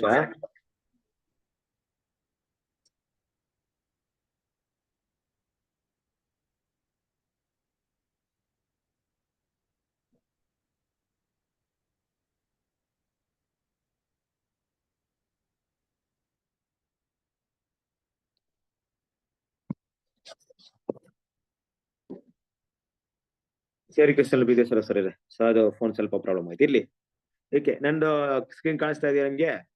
ಸರಿ. ಹಾಗಾಗಿ ಇವತ್ತು ನಾವು ನೋಡುವಂತ ವಿಷಯ ಏನಪ್ಪಾ ಅಂದ್ರೆ, ನಾವು ಎಂತ ಒಂದು ವಿಷಯನ ಬೆಳೆಸ್ಕೊಳ್ತಾ ಇದ್ದೀವಿ. ಇವ್ರು ಮೊದ್ಲೇನ್ ಮಾಡ್ತಾರೆ, ಕರ್ತನ ದೇವಸ್ಕೃತನು ಆ ಒಂದು ಲೆಕ್ಕ ಕೆಲವೊಂದು ವಿಷಯವನ್ನ ಮಾಡ್ತಾರೆ. ಸೊ ಹಾಗಾಗಿ ಈ ವಿಷಯವನ್ನ ಯಾವ ರೀತಿ ಹೇಳ್ತಾ ಇದ್ರೆ ಅಂದ್ರೆ, ನಾವು ಶತ್ರುಗಳನ್ನ ಗೆಲ್ಲುವ ಮೊದಲೇ ಪ್ರತಿಯೊಬ್ಬ ನಂಬಿಕಸ್ಥನು ಬಾಳಿರುವ ರಾಜ್ಯದ ಸ್ಪಷ್ಟ ದೃಶ್ಯವನ್ನು ವೈಭವವನ್ನು ಉದಯವಾಗುವ ಸಹಸ್ರಮಾನದ ಮಹಾಕರೆ ನೋಡುವಂತೆ ಅನುಮತಿಸಲ್ಪಡುತ್ತಾನೆ. ಅಂದ್ರೆ ನಮ್ಗೆ ಬರುವಂತ ವೈಭವನ ತಿಳಿಸ್ಕೊಟ್ಟಿದ್ದಾರೆ, ಎಲ್ಲಾ ವಿಷಯವನ್ನ ತಿಳಿಸ್ಕೊಡ್ಬೇಕು. ಸಭೆ ಕೊಟ್ಟಿರುವಂತ ನಾಲೆಜ್ ಇವತ್ತು ಎಷ್ಟಿದೆ ಅಂದ್ರೆ, ಅಷ್ಟು ಸೋರ್ಸ್ ಆಫ್ ನಾಲೆಜ್ ಇದೆ ಸರಿ. ನಮ್ಮ ಒಂದು ಸೋರ್ಸ್ ಎಷ್ಟಿದೆ ಅಂದ್ರೆ ಅಷ್ಟಿದೆ, ಮೃಷ್ಟಾನವಿದೆ. ಅದನ್ನ ನಾವು ಎಷ್ಟರ ಮಟ್ಟಿಗೆ ಉಪಯೋಗ ಮಾಡ್ಕೊಳ್ತೀವಿ ಅನ್ನೋ ನಮ್ಮ ಮೆಟ್ಟಿಗೆ ಇರುತ್ತೆ. ಎಲ್ರು ಕೂಡ ಒಂದೇ ರೀತಿ ಉಪಯೋಗ ಮಾಡಲ್ಲ. ನೋಡ್ರಿ, ಇವತ್ತು ನಿಮ್ಗೆ ಝೂಮ್ ಮೀಟಿಂಗ್ ನಡೀತಾ ಇದೆ. ಝೂಮ್ ಮೀಟಿಂಗ್ ನಡೀತಾ ಇರೋದ್ರಿಂದ ನೀವೇನ್ ಮಾಡ್ತೀರಾ, ಕುತ್ಕೊಂಡು ಕೇಳ್ತೀರಾ.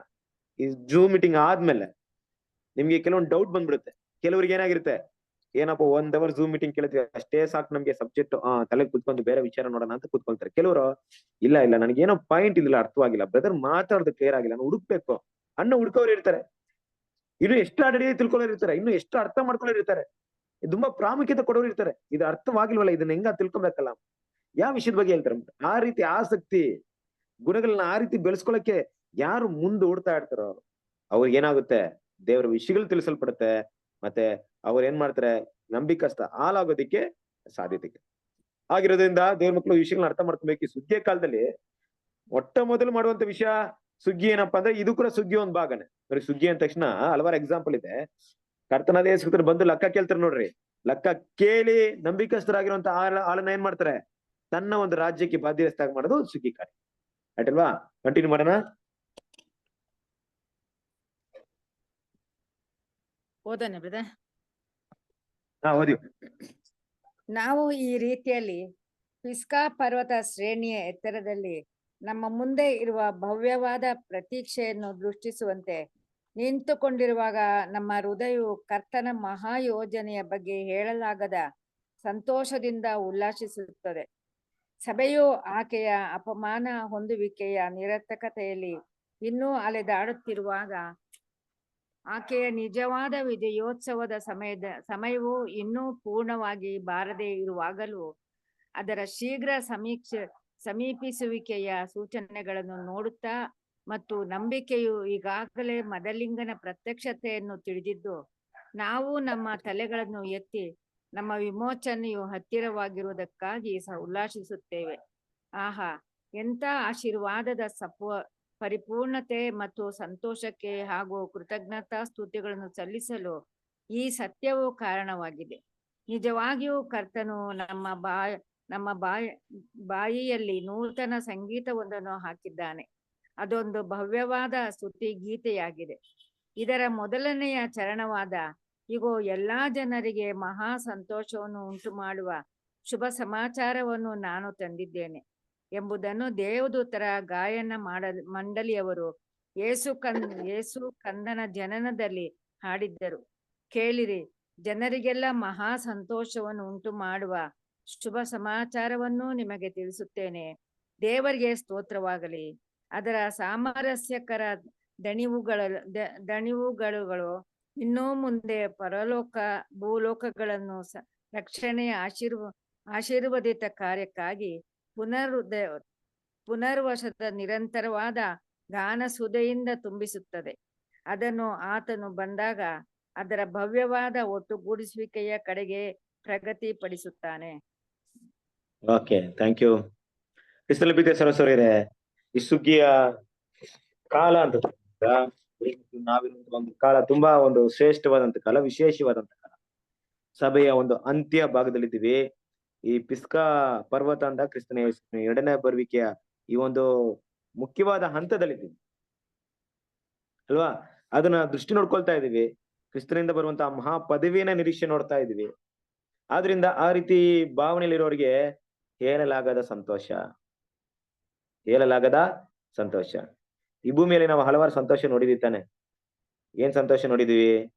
ನಮ್ಮ ಜೀವನದಲ್ಲಿ ಒಳ್ಳೆ ಗಿಫ್ಟ್ ಬಂದಾಗ, ನಾವು ಬಯಸಿದ್ದೆಲ್ಲ ನಡೆದಾಗ, ನಮಗೆ ಒಳ್ಳೆ ಒಂದು ಲೈಫ್ ಪಾರ್ಟ್ನರ್ ಬಂದಾಗ, ಇಲ್ಲ ಒಳ್ಳೆ ಕೆಲಸ ಸಿಕ್ಕಿದಾಗ, ಇಲ್ಲ ನಾವು ಎನಿಸಿದ್ದೆಲ್ಲ ನೆರವೇರಿದಾಗ, ನಮ್ಮ ಮಕ್ಕಳು ಚೆನ್ನಾಗಿ, ಈ ರೀತಿ ಹಲವಾರು ಸಂತೋಷಗಳಿದೆ, ಎನಿಸಲಾಗದ ಸಂತೋಷ ಇದೆ. ಆದ್ರೆ ಕ್ರಿಸ್ತನ ಹೆಜ್ಜೆ ಜಡೆಯಲ್ಲಿ ನಡೆದು ಆತನಿಗೋಸ್ಕರ ತ್ಯಾಗ ಮಾಡಿ ಆತನಿಗೋಸ್ಕರ ನಮ್ಮನ್ನ ಸಂಪೂರ್ಣವಾಗಿ ಜೀವ ಬಲಿಯಾಗಿ ಕೊಟ್ಟು ಅಪಮಾನಗಳನ್ನ ಕಷ್ಟಗಳನ್ನ ಸಗಿಸ್ಕೊಂಡು ಸುವಾರ್ತೆಗೋಸ್ಕರ ಸತ್ಯಕ್ಕೋಸ್ಕರ ಕೊನೆವರೆಗೂ ಮರಣದವರೆಗೂ ತಾಳಿ ದೇವ್ರು ಕೊಟ್ಟಿರುವಂತ ಆ ಮಹಾಪದಿಯ ನಿರೀಕ್ಷೆ ನೋಡಿ ಹಿಂದಿನದನ್ನು ಮರೆತು ಮುಂದಿನದ ಗೊತ್ತು ಮಾಡಿ ಓಡಿ ಮುಗಿಸಿದ ಮೇಲೆ ಸಿಗುವಂತ ಆ ಅಮೂಲ್ಯವಾದ ಪದವಿ ಇದೆಯಲ್ಲ, ಆ ಒಂದು ಒಂದು ದೇವರ ಕೃಪೆ ಮತ್ತೆ ದೇವರ ಒಂದು ಬಹುಮಾನವಿದೆಯಲ್ಲ, ಆ ಸಂತೋಷ ಮುಂದೆ ಯಾವುದು ಹೋಲಿಕೆ ಮಾಡಲ್ಲ ಅಲ್ವಾ? ಅಷ್ಟು ಒಂದು ಉನ್ನತವಾದ ಸಂತೋಷ. ಅದನ್ನ ಅನುಭವಿಸಿದರೆ ಬಲ್ಲರು. ಯಾರ ಅನುಭವಿಸುವಂತ ಒಂದು ಅವಕಾಶ ಸಿಕ್ಕಿದೆ ಅವರು ಧನ್ಯರು. ಇವತ್ತು ನಮಗೆ ಆ ಸಂತೋಷ ಅನುಭವಿಸುವಂತ ಅವಕಾಶ ಸಿಕ್ಕಿದೆ ಅಲ್ವಾ? ಸಂತೋಷವನ್ನ ಅನುಭವಿಸುವುದಕ್ಕೆ ಗುಣಗಳನ್ನ ಬೆಳೆಸುವಂತ ಅವಕಾಶ ಸಿಕ್ಕಿದೆ. ಆದ್ರೆ ಅದೇ ರೀತಿ ನಾವೇನಾದ್ರೂ ಆ ಗುಣಗಳನ್ನ ಬೆಳೆಸಿದ್ದೆ ಆದ್ರೆ ಆ ಸಂತೋಷವನ್ನ ಅನುಭವಿಸುವ ಅವಕಾಶ ಕೂಡ ನಮ್ಗೆ ಸಿಗುತ್ತೆ. ಅದರಿಂದ ಬರಲಿರುವಂತ ಆ ಒಂದು ದೊಡ್ಡ ಒಂದು ಸಂಭ್ರಮ ಆಚರಣೆ. ಇನ್ನ ಮದಲಿಂಗನ ಪ್ರತ್ಯಕ್ಷತೆ ಅಂದ್ಮೇಲೆ ಮದಲಿಂಗತೆ ಏನ್ ಮಾಡಿದರೆ, ತನ್ನನ್ನ ಸಿದ್ಧ ಮಾಡ್ಕೊಂಡು ಆಕೆ ಬಾಯಲ್ಲಿರುವಂತ ಒಂದು ನೂತನ ಒಂದು ಹಾಡು ಅಲ್ವಾ, ಒಂದು ಸಂಗೀತ ಯಾವ ಸಂಗೀತಕ್ಕಿಂತಲೂ ಶ್ರೇಷ್ಠವಾಗಿರುತ್ತೆ ಅಲ್ವಾ? ಕ್ರಿಸ್ತನ ಪ್ರೀತಿಯ ಸಹೋದರರೇ, ನೀವು ತುಂಬಾ ಸಂತೋಷವಾಗಿರ್ಬೇಕ, ನೀವ್ ಏನ್ ಹಾಡಿದ್ರು ನಿಮ್ಗೆ ತುಂಬಾ ಆನಂದವಾಗಿರುತ್ತೆ. ಅದು ತುಂಬಾ ದುಃಖದಲ್ಲಿ ನೀವು ಕೇಳುವಂತ ಯಾವುದೇ ಹಾಡು ನಿಮ್ಗೆ ಇಡ್ಸಲ್ಲ. ಯೋಚನೆ ಮಾಡ್ರಿ, ತುಂಬಾ ಹ್ಯಾಪಿ ಆಗಿರ್ಬೇಕ ನಿಮ್ ಮುಂದೆ ನಿಮ್ ಕಿವಿಯಲ್ಲಿ ಕೇಳುವಂತ ಯಾವುದೇ ಹಾಡು ಅಷ್ಟೇ ಇಂಪಾಗಿರುತ್ತೆ. ತುಂಬಾ ದುಃಖದಲ್ಲಿ ಇರ್ಬೇಕಾದ್ರೆ ನೀವು ಕೇಳುವಂತ ಯಾವುದೇ ಒಳ್ಳೆ ಹಾಡು ಕೂಡ ನಿಮ್ಗೆ ಸಂತೋಷವಾಗಲ್ಲ.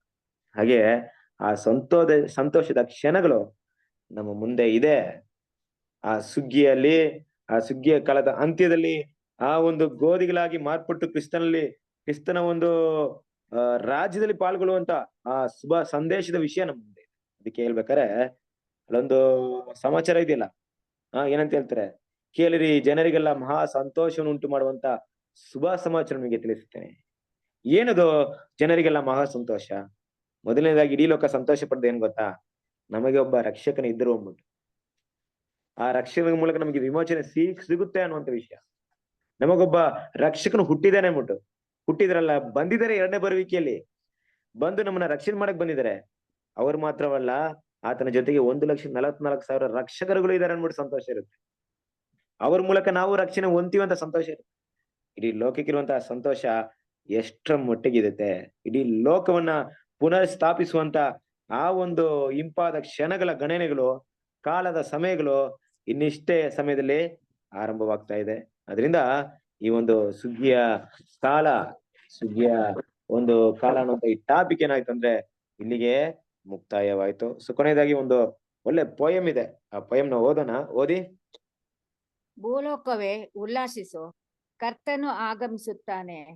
ಧರೆಯು ತನ್ನ ಅರಸನನ್ನು ಸ್ವೀಕರಿಸಲಿ, ಬರಮಾಡಿಕೊಳ್ಳಲಿ. ಪ್ರತಿಯೊಬ್ಬರ ಹೃದಯದಲ್ಲಿ ಆತನಿಗೆ ಸ್ಥಳ ಸಿದ್ಧ ಮಾಡಲಿ. ಮತ್ತು ಪರಲೋಕ ಹಾಗೂ ದೈವ ಸೃಷ್ಟಿಯು ಹಾಡಿ ಹರಸಲಿ.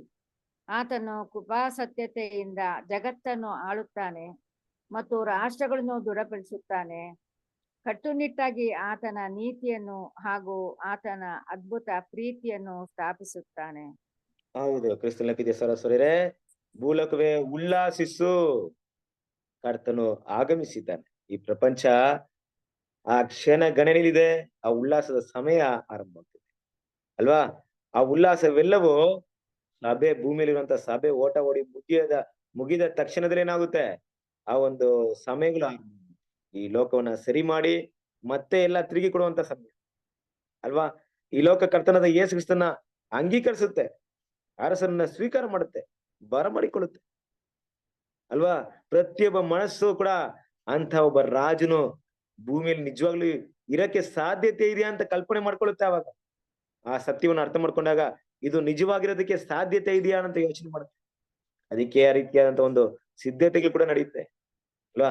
ಪರಲೋಕ ಭೂಲೋಕ ಎಲ್ಲ ಏನಾಗ್ತಾರೆ, ದೇವರ ಸೃಷ್ಟಿ ಹಾಡಿಕೊಂಡಾಡುವಂತಹ ಸಮಯ ಅಲ್ವಾ? ಈ ಜಗತ್ತೇನಾಗುತ್ತೆ, ಜಗತ್ತನ್ನು ನಮ್ಮ ಕರ್ತನಾದ ಯೇಸು ಕ್ರಿಸ್ತನು ಆಳ್ವಿಕೆ ಮಾಡ್ತಾನೆ, ಇಡೀ ರಾಷ್ಟ್ರಗಳನ್ನ ಆಳ್ವಿಕೆ ಮಾಡ್ತಾನೆ. ಆತನ ನೀತಿ ಭೂಮಿಯಲ್ಲಿ ಸ್ಥಾಪನೆ ಆಗುತ್ತೆ, ಆತನ ಪ್ರೀತಿ ಭೂಮಿಯಲ್ಲಿ ಸ್ಥಾಪನೆ ಆಗುತ್ತೆ. ಆದ್ರೆ ಕ್ರಿಸ್ತನ ಪ್ರೀತಿಯ ಸಹೋದರರೇ, ಇದೆಲ್ಲವೂ ನಮ್ಮ ಮುಖಾಂತರವೇ ಮಾಡ್ಬೇಕಂತ ದೇವ್ರು ಪ್ಲಾನ್ ಮಾಡ್ತಾ ಇದ್ದಾರೆ. ಅದರಿಂದ ಈ ಸುಗ್ಗಿಯ ಕಾಲದಲ್ಲಿ ನಾವಿದೀವಿ. ಈ ಸುಗ್ಗಿಯ ಕಾಲದಲ್ಲಿ 2 ಮುಖ್ಯವಾದ ಭಾಗವನ್ನ ನಾವು ಮನಸ್ಸಲ್ಲಿ ಇಟ್ಕೊಬೇಕು. ಒಂದು, ನಾವು ಆ ಗೋಧಿಗಳಾಗೋದಕ್ಕೆ ಪ್ರಯತ್ನ ಪಡ್ಬೇಕು. 2, ಬೇರೆಯವರು ಕೂಡ ಗೋಧಿಗಳಾಗೋದಕ್ಕೆ ನನ್ನ ಕೈಯಿಂದ ಆದಷ್ಟು ಕೆಲಸವನ್ನ ಸೇವೆಯನ್ನ ಎಷ್ಟು ಮಟ್ಟಿಗೆ ಮಾಡ್ಬೋದು ಅಷ್ಟು ಮಟ್ಟಿಗೆ ಮಾಡ್ಬೇಕು. ಇದೆರಡು ಕೂಡ ದೊಡ್ಡ ಜವಾಬ್ದಾರಿ. ನಮ್ಮನ್ನ ಯಾರೋ ಇವತ್ತು ಹಾರ್ವೆಸ್ಟ್ ಮಾಡಿದ್ರು, ಯಾರೋ ದೇವ್ರ ಮಕ್ಳು ನೋಡಿ, ನಮ್ ತರ ಎಲ್ಲ ಸಹೋದರ ತರ ಯಾರೋ ಒಬ್ರು ಬಂದು ನಿಮ್ಗೆ ಸತ್ಯವನ್ನ ಕೊಟ್ರು, ಗೋಧಿಗಳಾಗುವಂತ ಅವಕಾಶ ಕೊಟ್ರು. ನೀವು ಗೋಧಿಗಳು ಮಾಡ್ತಾ ಆಗ್ತಾ ಬೇರೆಯವ್ರನ್ನು ಕೂಡ ಏನ್ ಮಾಡ್ಬೇಕು, ಗೋಧಿಗಳಾಗೋದಕ್ಕೆ ನಿಮ್ಮಿಂದ ಏನ್ ಮಾಡಕ್ಕಾಗುತ್ತೆ ಅಲ್ವಾ? ಒಬ್ರು ನೆಡ್ಬೋದು, ಒಬ್ರು ನೀರ್ ಹಾಕ್ಬೋದು, ಒಬ್ರು ಬೆಳೆಸ್ಬೋದು, ಒಬ್ರು ಅದಕ್ಕೆ ಯಾವುದೇ ಒಂದು ಕ್ರಿಮಿಗಳು ಬರದೆ ಕಾಯ್ಬೋದು. ಈ ರೀತಿನೇ ಇರೋದು ನೋಡ್ರಿ. ಯಾರು ನಿಮ್ ಸತ್ಯಲ್ಲಿದ್ರೆ ನಾನ್ ನಿಮ್ ಸತ್ಯ ಹೇಳ್ಕೊಡೋಂತ ಅವಕಾಶ ನನಗ್ ಸಿಕ್ಕಿದೆ. ಇನ್ಯಾರು ಏನ್ ಮಾಡ್ತಾರೆ, ನಿಮ್ಗೆ ಏನೋ ವಿಷಯ ಹೇಳ್ಕೊಡ್ತಾರೆ ದೇವ್ರು. ಈ ರೀತಿ ನೀವು ಕೂಡ ನಿಮ್ಮಲ್ಲಿ ದೇವರ ಸೇವೆಗೆ ಸಂಬಂಧಪಟ್ಟಂತ ವಿಷಯಗಳಲ್ಲಿ ಎಷ್ಟ್ರ ಮಟ್ಟಿಗೆ ಭಾಗಿಯಾಗ್ತಿರೋ, ಎಷ್ಟು ಮಟ್ಟಿಗೆ ಇನ್ವಾಲ್ವ್ಮೆಂಟ್ ಆಗ್ತಿರೋ ಹಾಗೆ ಕ್ರಿಸ್ತನ ಪ್ರಿಯ ಸಹೋದರರೇ, ಮುಂದೆ ಬನ್ರಿ. ಇವತ್ತಿರುವಂತ ಒಂದು ಸಮಯಗಳಲ್ಲಿ ಏನು ಇಲ್ಲ, ನಮ್ಮ ಕೈಯಲ್ಲಿ ಏನಾಗುತ್ತೆ ಅದನ್ನ ಮಾಡಕ್ಕೆ ನಾವು ಆಸಕ್ತಿಯಿಂದ ಮುಂದೆ ಬರ್ಬೇಕು. ಈ ಸುಗ್ಗಿಯ ಕಾರ್ಯದಲ್ಲಿ ತೊಡಗ್ಬೇಕು ಅಲ್ವಾ? ನೋಡ್ರಿ, ಈಗ ಒಂದ್ ಎಕ್ಸಾಂಪಲ್ ಹೇಳ್ತೀನಿ. ನಾವೆಲ್ಲ ಹಾರ್ವೆಸ್ಟ್ ಮಾಡ್ಬೇಕಾದ್ರೆ ಮೈಸೂರು ಪಟ್ಟಣಕ್ಕೆ ಒಂದ್ ಟೈಮಲ್ಲಿ ಬಂದು ನಾವು ಹಾರ್ವೆಸ್ಟ್ ಮಾಡ್ಬೇಕಾದ್ರೆ ನೈಟ್ 1 ಗಂಟೆಗೆ ನಾವು ಬಂದಿದ್ವಿ. ಅಲ್ಲಿ ಟೆಂಪೋ ಟ್ರಾವೆಲ್ ಮಾಡ್ಕೊಂಡ್ ಬಂದಿದ್ವಿ. ಅಲ್ಲಿ ಬಂದಿರ್ಬೇಕಾದ್ರೆ ರಾತ್ರಿ ಏನ್ ಮಾಡಿದ್ವಿ, ರಾತ್ರಿ ಎಲ್ಲಾ ಸಹೋದರ ಏನ್ ಮಾಡಿದ್ರೆ ಹಲವಾರು ರೀತಿಯಲ್ಲಿ ಕೆಲಸ ಮಾಡಿದ್ದಾರೆ. ಸುಗ್ಗಿ ಕೆಲಸ ಮಾಡೋದಕ್ಕೆ ಒಂದು ದಿನ, ನಾನು ಮಾತಾಡ್ತಿರೋ ಒಂದು ದಿನ, ಒಂದು ದಿನದಲ್ಲಿ ಒಂದ್ 5 ಜನ ಕಾರ್ ತಗೊಂಬಂದು, ಪಾಪ ಅವ್ರ ಕಾರ್ ತಗೊಂಬಂದು ಎಲ್ರು ಡ್ರಾಪ್ ಮಾಡಕ್ಕೆ ಶುರು ಮಾಡಿದ್ರು. ಒಬ್ರು ಏನ್ ಮಾಡಿದ್ರು, ಪಾಂಪ್ಲೆಟ್ಸ್ ನ ಪ್ರಿಂಟ್ ಮಾಡಿದ್ರು. ಇನ್ನೊಬ್ರು ಕಾರ್ ಇತ್ತು, ಆದ್ರೆ ಅವ್ರ ಕೈಯಲ್ಲಿ ಓಡ್ಸಕ್ಕಾಗಿಲ್ಲ, ಬರಕ್ಕಾಗಿಲ್ಲ, ಅದಕ್ಕೆ ಕಾರ್ ಕೊಟ್ಟು ಕಳ್ಸಿದ್ರು.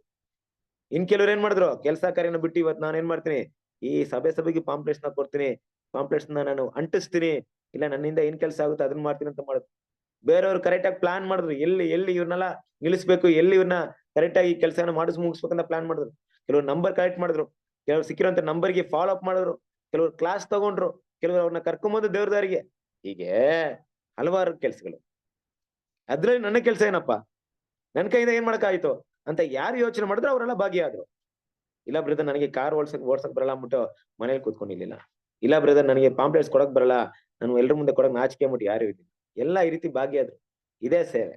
ಈ ಸೇವೆಯಲ್ಲಿ ಎಲ್ರೂ ಬೋಧಕರಾಗಿರೋಕೆ ಸಾಧ್ಯತೆ ಇಲ್ಲ, ಎಲ್ರು ಏನ್ ಮಾಡಕ್ಕಾಗಲ್ಲ, ಎಲ್ರು ಎಲ್ಲ ಕೆಲಸವನ್ನು ಮಾಡಕ್ಕಾಗಲ್ಲ. ಕೆಲವೊಂದು ಭಾಗಗಳು ನಿಮ್ ಕೈಯಲ್ಲಿ ಏನಾಗುತ್ತೆ ಭಾಗಗಳನ್ನ ಶೇರ್ ಮಾಡ್ಕೊಳ್ಳಿ, ಭಾಗಿಯಾಗ್ರಿ.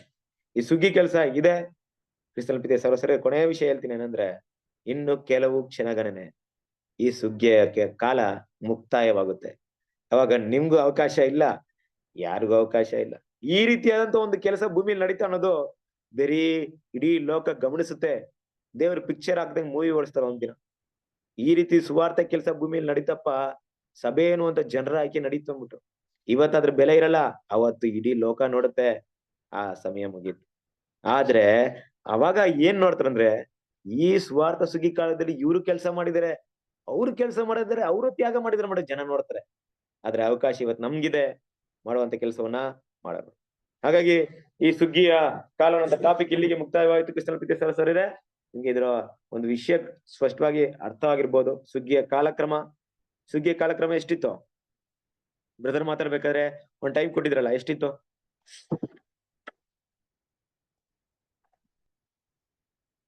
ಸುಗ್ಗಿಯ ಕಾಲಕ್ರಮ 1874ರಿಂದ 1914, 40 ವರ್ಷಗಳ ಸಮಯನ ಬ್ರದರ್ ಕೊಟ್ಟು, ಅದನ್ನ ಮೈಂಡ್ ಇಟ್ಕೊಳ್ಳಿ.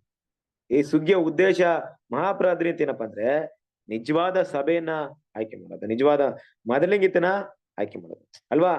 ಅದ್ ಮಾತ್ರವಲ್ಲ, ಇವ್ರನ್ನ ಆಯ್ಕೆ ಮಾಡಿ ದೇವ್ರು ಕೊಡುವಂತ ಕಾಲ ಪ್ರವಾದನೆಗಳು ಏನ್ ಮಾಡ್ಬೇಕು, ಆ ಸಬ್ಬತ್ತಿಗೆ ಸಿದ್ಧ ಮಾಡ್ಬೇಕು. ಇಡೀ ಲೋಕವನ್ನ ದೇವ್ರ ಕಡೆ ನಡೆಸುವಂತಕ್ಕೆ ಆ ಸುಗ್ಗಿಯಲ್ಲಿ ಸಭೆನ, ಅಂದ್ರೆ ಬುದ್ಧಿ ಇಲ್ಲ ಕನ್ನಿಕೆಯರು, ಬುದ್ಧಿ ಇಲ್ಲದ ಕನ್ನಿಕೆಯರು ಅಂತ ಇಬ್ರು ಇದ್ರು. ಅದ್ರ ಬುದ್ಧಿ ಇರೋ ಕನ್ನಿಕೆಯನ್ನ ಆಯ್ಕೆ ಮಾಡ್ಬೇಕು. ಮತ್ತೆ ಈ ಪ್ರವಾದನೆಗಳ ಸಾಕ್ಷ್ಯಾಧಾರಗಳು ನೋಡಿದ್ವಿ. 1260 ದಿನ, 1290, 1335 ಎಲ್ಲಿ ಅಂತ್ಯವಾಗುತ್ತೆ, ಮತ್ತೆ ಜೂಬ್ಲಿ ಎಲ್ಲ ಎಲ್ಲಿ ಅಂತ್ಯವಾಗುತ್ತೆ, ಆ ಜೂಬ್ಲಿ ಸಮಯಕ್ಕಿರುವಂತ ವಿಷಯಗಳು ಏನಪ್ಪಾ ಅಂತ ಏನ್ ಮಾಡ್ತೀವಿ ನಾವು ನೋಡ್ತೀವಿ. ಮತ್ತೆ ಕರ್ತನ ಪ್ರತ್ಯಕ್ಷ ಆದ್ಮೇಲೆ ಈ ಸುಗ್ಗಿಯ ಕೆಲಸ ಅವತ್ತಿಂದ ಮುಂದುವರಿತು. ದೇವರ ಲೆಕ್ಕ ಕೆಲವಂತ ವಿಷಯಗಳನ್ನ ಏನ್ ಮಾಡಿದ್ರು, ಅದೆಲ್ಲವನ್ನ ಶುರು ಮಾಡಿದ್ರು ಅಲ್ವಾ? ಆ ಸುಗ್ಗಿಯ ಸತ್ಯ ಎಲ್ಲ ಕಡೆ ಹೋಗುವಂತ ಕೆಲಸ ಆರಂಭ ಆಯ್ತು ಅನ್ನೋ ವಿಷಯ ಅಲ್ವಾ? ಕೆಲವೊಂದು ಪ್ರಶ್ನೆಗಳು ಏನ್ ಮಾಡಿದ್ರು ಬರೆದ್ರು, ಅದಕ್ಕೆ ಆನ್ಸರ್ ಕೂಡ ಕೊಟ್ಟಿದ್ರು, ಚಾರ್ಟ್ ಎಲ್ಲ ಹಾಕಿ ಎಕ್ಸ್ಪ್ಲನೇಷನ್ ಮಾಡಿದ್ರು. ಕೊನೆಯದಾಗಿ ನಾವೆಲ್ಲರೂ ಅದರಲ್ಲಿ ಭಾಗಿಯಾಗೋದಕ್ಕೆ ನಮ್ಗೊಂದು ದೊಡ್ಡ ಸಂತೋಷ ಅವಕಾಶ ಇದೆ. ಇವತ್ತು ಲೋಕಕ್ಕೆ ಇದ್ರಲ್ಲಿ ಭಾಗಿ ಇಲ್ಲ, ಲೋಕಕ್ಕೆ ಬೇರೆ ಸಂತೋಷ ಇದೆ, ನಿಮಗೂ ನಮಗೂ ಈ ಸಂತೋಷ ಇದೆ. ಬರುವಂತ ದಿನಗಳಲ್ಲಿ ಸುಗ್ಗಿಯ ಕಾರ್ಯ ಅನ್ನುವಂತ 6ನೇ ಚಾಪ್ಟರ್ಗೆ ಹೋಗ್ತಾ ಇದ್ವಿ. ದೇವರು ಈ ಪಾಠವನ್ನ ಆಶೀರ್ವದಿಸಲಿ. ಆಮೇಲೆ ಇದು ಸೊ ಇವತ್ತಿನ ರಾತ್ರಿ ಗೀತೆಗಳನ್ನ ಓದಿ ನಾವು ಈ ಪಾಠವನ್ನು ಮುಗಿಸೋಣ. ಓದ್ರಿ. ರಾತ್ರಿಯ ಗೀತೆಗಳು ಏಪ್ರಿಲ್ 24. ಒಳ್ಳೆಯ ಭೂಮಿಯ ಮೇಲೆ ಬಿತ್ತಲ್ಪಟ್ಟವರು ಇವರೇ. ಇಂತಹವರು ವಾಕ್ಯವನ್ನು ಕೇಳಿ ಅಂಗೀಕರಿಸಿದ ಮೇಲೆ ಫಲ ಕೊಡುತ್ತಾರೆ. ಮಾರ್ಕ 4:20. ಪ್ರಿಯ ಸಹೋದರರೇ, ಸಹೋದರಿಯರೇ, ನಮ್ಮ ಹೃದಯಗಳು ಒಳ್ಳೆಯ ಭೂಮಿಯಂತೆ ಇರುವುದನ್ನು ನಿಶ್ಚಯಪಡಿಸಿಕೊಳ್ಳುವುದು ಮಾತ್ರವಲ್ಲದೆ ದೇವರ ರಾಜ್ಯದ ವಾಕ್ಯವೆಂಬ ಒಳ್ಳೆಯ ಬೀಜವನ್ನು ಪಡೆದಿದ್ದೇವೆ ಮತ್ತು ಬೆಳೆಸುತ್ತಿದ್ದೇವೆ ಎಂಬುದನ್ನು ನಿಶ್ಚಯಪಡಿಸಿಕೊಳ್ಳೋಣ. ಇದಲ್ಲದೆ ಅಧಿಕ ಫಲ ಕೊಡುವವರಾಗಿರಲು ಪ್ರಯತ್ನಿಸೋಣ. ಬೋಧಕನ ಸ್ತುತಿ ಸ್ತೋತ್ರಗಳಿಗಾಗಿ ಕೆಲವರು 30ರಷ್ಟು, ಕೆಲವರು 60 ಮತ್ತು ಇನ್ನೂ ಕೆಲವರು 100ರಷ್ಟು ಫಲ ಕೊಡುವವರಾಗಿರುವುದರಿಂದ ದೇವರ ಕೃಪೆಯಿಂದ ನಮ್ಮದು ಎಷ್ಟರದು ಮತ್ತು ನಮಗೆ ಯಾವುದು ಸಹಾಯಕವಾಗಿದೆ ಎಂದು ತಿಳಿದುಕೊಳ್ಳುವುದರಿಂದ ನಮ್ಮ ರಾಜನ ಸೇವೆಗೆ ನಮ್ಮ ಅತಿ ದೊಡ್ಡ ಸಾಮರ್ಥ್ಯ ಮತ್ತು ಸೇವೆಯ ಅಳತೆಗೆ ತಕ್ಕಂತೆ ಅಷ್ಟು ಫಲ ಕೊಡುವವರಾಗಿರುತ್ತೇವೆ. ನಮ್ಮ ನಂಬಿಗಸ್ತಿಕೆಯನ್ನು ಹೇಗೆ ಹೆಚ್ಚಿಸಿಕೊಳ್ಳಬಹುದು? ಇದಕ್ಕೆ ಉತ್ತರವೇನೆಂದರೆ ನಮ್ಮ ಹೃದಯದ ಪ್ರಾಮಾಣಿಕತೆಯನ್ನು ಹೆಚ್ಚಿಸುವುದರಿಂದ ಸಾಧ್ಯವಾಗುತ್ತದೆ. ಇದು ಬೀಜವು ಹೆಚ್ಚಾಗುವಂತೆ ನಮ್ಮನ್ನು ಸಿದ್ಧಪಡಿಸುತ್ತದೆ ಮತ್ತು ಇದನ್ನು ಪರಿಪೂರ್ಣತೆಗೆ ತರಲು ನಮಗೆ ಅನುವು ಮಾಡಿಕೊಡುತ್ತದೆ. ಸುಗ್ಗಿಯು ಹತ್ತಿರವಾಗಿದೆ. ಆದ್ದರಿಂದ ಶ್ರದ್ಧೆಯಿಂದ ನಾವು ಇನ್ನೂ ಅವಕಾಶವಿರಲಾಗಿ ಅತ್ಯಂತ ದೊಡ್ಡ ಅಳತೆಯಲ್ಲಿ ನಮ್ಮ ಸ್ವಭಾವದಲ್ಲಿ ಸುತ್ತಮುತ್ತಲಿನ ಅವಕಾಶಗಳಲ್ಲಿ ನಾವು ಫಲ ನೀಡುವುದನ್ನು ನಮ್ಮ ಬೋಧಕನು ನಮ್ಮನ್ನು ನೋಡುವವನಾಗಲಿ ಎಂಬುದೇ. Thank you. ಆಮೇಲೆ ಕ್ರಿಸ್ತನ ಪ್ರೀತಿಯ ಸಹೋದರರೇ, ನೋಡಿ ನಾವು ಎಕ್ಸ್ಪೆಕ್ಟೇಷನ್ ಮಾಡಿಲ್ಲ. ಇವತ್ತು ನಾವು ಓದಂತ ಟಾಪಿಕ್ ರಾತ್ರಿ ಗೀತೆ ಎಷ್ಟು ಕನೆಕ್ಟ್ ಆಗ್ತಿದೆ ನೋಡ್ರಿ ಅಲ್ವಾ? ದೇವ್ರು ಹೆಂಗೆಲ್ಲ ನಮ್ಮ ಹತ್ರ ಮಾತಾಡ್ತಿದೆ, ಎಷ್ಟು ಕನೆಕ್ಟ್ ಅಂದ್ರೆ ಆಪ್ಟ್ ಆಗಿದೆ, ಅದಕ್ಕೆ ಕರೆಕ್ಟ್ ಆಗಿ ಹೊಂದಾಣಿಕೆ ಆಗ್ತಿದೆ ಅಲ್ವಾ? ಒಳ್ಳೆಯ ಭೂಮಿಯ ಮೇಲೆ ಬಿತ್ತಲ್ಪಡುವವರು ಇವರೇ. ಇಂಥವ್ರ ವಾಕ್ಯವನ್ನು ಕೇಳಿ ಅಂಗೀಕರಿಸಿದ ಮೇಲೆ ಫಲ ಕೊಡುತ್ತಾರೆ. ನಾವು ಕೂಡ ಈ ಒಂದು ಫಲ ಕೊಟ್ರೆ ಮಾತ್ರ ಅಷ್ಟಿಯಲ್ಲಿ ಆಯ್ಕೆ ಮಾಡಿರ್ತೀವಿ ಅಲ್ವಾ? ಆ ವಿಷಯಗಳನ್ನ ಎಕ್ಸ್ಪ್ಲೇನ್ ಮಾಡ್ಬೇಕಾದ್ರೆ ನಮ್ಮ ಭೂಮಿಯು ಒಳ್ಳೆ ಭೂಮಿಯಾಗಿ ಇದೆಯಾ, ನಮ್ಮ ಹೃದಯ ಒಳ್ಳೆ ಭೂಮಿಯಾಗಿದೆ ಅಂತ ನಿಶ್ಚಯ ಮಾಡ್ತಾರೆ. ಅಂದ್ರೆ ದೇವ್ರ ವಿಷಯಗಳನ್ನ ಅಂಗೀಕರಿಸೋದು ಅಂದ್ರೆ ಒಳ್ಳೆ ಹೃದಯಕ್ಕೆ ಒಂದು ಗುರುತೇನ್ ಗೊತ್ತಾ? ದೇವರಿಂದ ಬರುವಂತ ವಾಕ್ಯಗಳಿಗೆ ತುಂಬಾ ಕಿವಿ ಕೊಡೋದು, ಬೇಡದಿರಂತ ವಿಷಯಗಳಿಗೆ ಕಿವಿ ಕೊಡ್ತಾ ಇರೋದು. ಕರೆಕ್ಟ್ ಅಲ್ವಾ? ಯಾವುದು ದೇವರ ಸತ್ಯವಾಕ್ಯಕ್ಕಿಂತ ಅದಕ್ಕೆ ಜಾಸ್ತಿ ಪ್ರಾಮುಖ್ಯತೆ ಕೊಡುವಂತ. ಅದೇ ರೀತಿ ನೋಡ್ಬೇಕಾದ್ರೆ ಕ್ರಿಸ್ತನ ಪ್ರೀತಿಯ ಸಹೋದರರೇ, ನಾವು ಏನ್ ಮಾಡ್ಬೇಕು? 100ರಷ್ಟು ನಾವು ಎಂತ ಫಲ ಕೊಟ್ಟಿದ್ವಿ, 100ರಷ್ಟು, 60ರಷ್ಟು, 30ರಷ್ಟು ಕೊಟ್ಟಿದ್ವಿ. ನಾವು ಎಂತ ಫಲ ಕೊಡಕ್ಕೆ ಸಿದ್ಧತೆ ಮಾಡ್ತಾ ಇದೀವಿ. ದೇವರ ಕೃಪೆ ಇನ್ನೂ ಇದೆಯಲ್ಲ ನಮ್ಗೆ. ಕಳೆದ ದಿನ ನಾವು ಕೊಡ್ತಾ ಇದ್ರು, ಈ ವರ್ಷ ಆದ್ರೂ ಕೊಡಕ್ಕೆ ದೇವರ ಕೃಪೆ ನಮ್ಗೋಸ್ಕರ ಕಾಯ್ತಾ ಇದೆ ಅಲ್ವಾ? ಆಗಿರೋದ್ರಿಂದ 100ರಷ್ಟು ಫಲ ಕೊಡೋದಕ್ಕೆ ನಾವು ಎಷ್ಟು ನಂಬಿಕಸ್ಥರಾಗಿರೋದಕ್ಕೆ ಏನೆಲ್ಲ ಮಾಡ್ಬೇಕು, ಏನೆಲ್ಲ ನಾವು ನಮ್ಮನ್ನ ಡೆವಲಪ್ಮೆಂಟ್ ಮಾಡ್ಬೇಕು ಅಂತ ವಿಷಯ ಏನ್ ಮಾಡೋಣ, ನಾವು ಚೆಕ್ ಮಾಡೋಣ. ಸುಗ್ಗಿಯ ಕಾಲ, ಸುಗ್ಗಿ ಏನಾಗಿದೆ, ಹತ್ತಿರವಾಗಿದೆ ಅಂತ ಮಾತಾಡ್ತೀವಿ ನೋಡ್ರಿ. ಇದೇ ಟಾಪಿಕ್ ಈ ಒಂದು ರಾತ್ರಿ ಗೀತೆಯಲ್ಲಿ. ಸುಗ್ಗಿ ಏನಾಗಿದೆ, ಆರಂಭವಾಗಿದೆ. ಆದ್ರಿಂದ ಸುಗ್ಗಿಯಲ್ಲಿ ಗೋಧಿಗಳಾಗಿ ಆಯ್ಕೆ ಆಗೋದಿಕ್ಕೆ ನಾವು ಆದಷ್ಟು ಏನ್ ಮಾಡೋಣ, ನಮ್ಮ ಎಲ್ಲ ಅವಕಾಶಗಳನ್ನ ಫಲ ಕೊಡೋದಕ್ಕೆ ಅಲ್ವಾ ನಾವು ಸಮರ್ಪಣೆ ಮಾಡೋಣ. ಬರುವಂತ ದಿನಗಳಲ್ಲಿ ಈ ಒಂದು ರಾತ್ರಿ ಗೀತೆನ ಮೆಡಿಟೇಟ್ ಮಾಡಿ. ಸೊ ದೇವರು ನಮ್ಮನ್ನ ಎಲ್ಲರನ್ನ ಹೆಚ್ಚಾಗಿ ಆಶೀರ್ವದಿಸಲಿ. ದೇವರು ಈ ಪಾಠ ಆಶೀರ್ವದಿಸಲಿ. ಪ್ರೀತಿಯ ಸಹೋದರರೇ, ಮುಂದಿನ ವಾರದಿಂದ ನಮ್ಗೆ ಸುಗ್ಗಿಯ ಕಾರ್ಯ ಅನ್ನುವಂತ ಒಂದು ಹೊಸ ಟಾಪಿಕ್ ಬರುತ್ತೆ. ಆದಷ್ಟು ನಿಮ್ಗೆ ಸಮಯ ಸಂದರ್ಭ ಇತ್ತು ಅಂದ್ರೆ ಒಂದ್ಸರಿ ಓದ್ಕೊಳ್ಳಿ. ಅವಾಗ ನಾವು ಪಾಠ ತೆಗೆದಾಗ ಕೂಡ ಏನಾಗುತ್ತೆ, ನಿಮ್ಗೆ ಆ ವಿಷಯಗಳೇನಾಗುತ್ತೆ, ಅರ್ಥವಾಗುತ್ತೆ ಅಲ್ವಾ? ನಿಮ್ಗೆ ಡಬಲ್ ಟೈಮ್ಸ್ ಅದು ಅರ್ಥ ಸಾಧ್ಯತೆ. ಇಲ್ಲದೆ ಇದ್ರು ಪರವಾಗಿಲ್ಲ, ನಿಮ್ಗೆ ಸಮಯ ಇಲ್ಲ ಅಂದ್ರೆ ಪರವಾಗಿಲ್ಲ, ಬಟ್ ಆದಷ್ಟು ಟ್ರೈ ಮಾಡಿ. ಓಕೆನಾ? ದೇವ್ರು ನಿಮ್ಮೆಲ್ಲರನ್ನ ಆಶೀರ್ವದಿಸಲಿ. ಕೊನೆಯದಾಗಿ ನಾವು ಪ್ರಾರ್ಥನೆ ಮಾಡಿ ಕೂಟವನ್ನ ಅಂತಿಮ ಮಾಡೋಣ.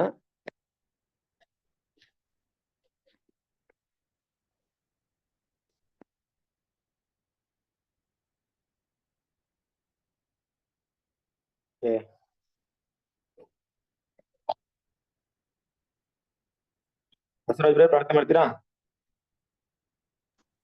ಓಕೆ ಬ್ರದರ್, ಮಾಡೋಣ. ಎಲ್ಲರ ಕಣ್ಣುಗಳನ್ನು ಮುಚ್ಕೊಳ್ಳೋಣ.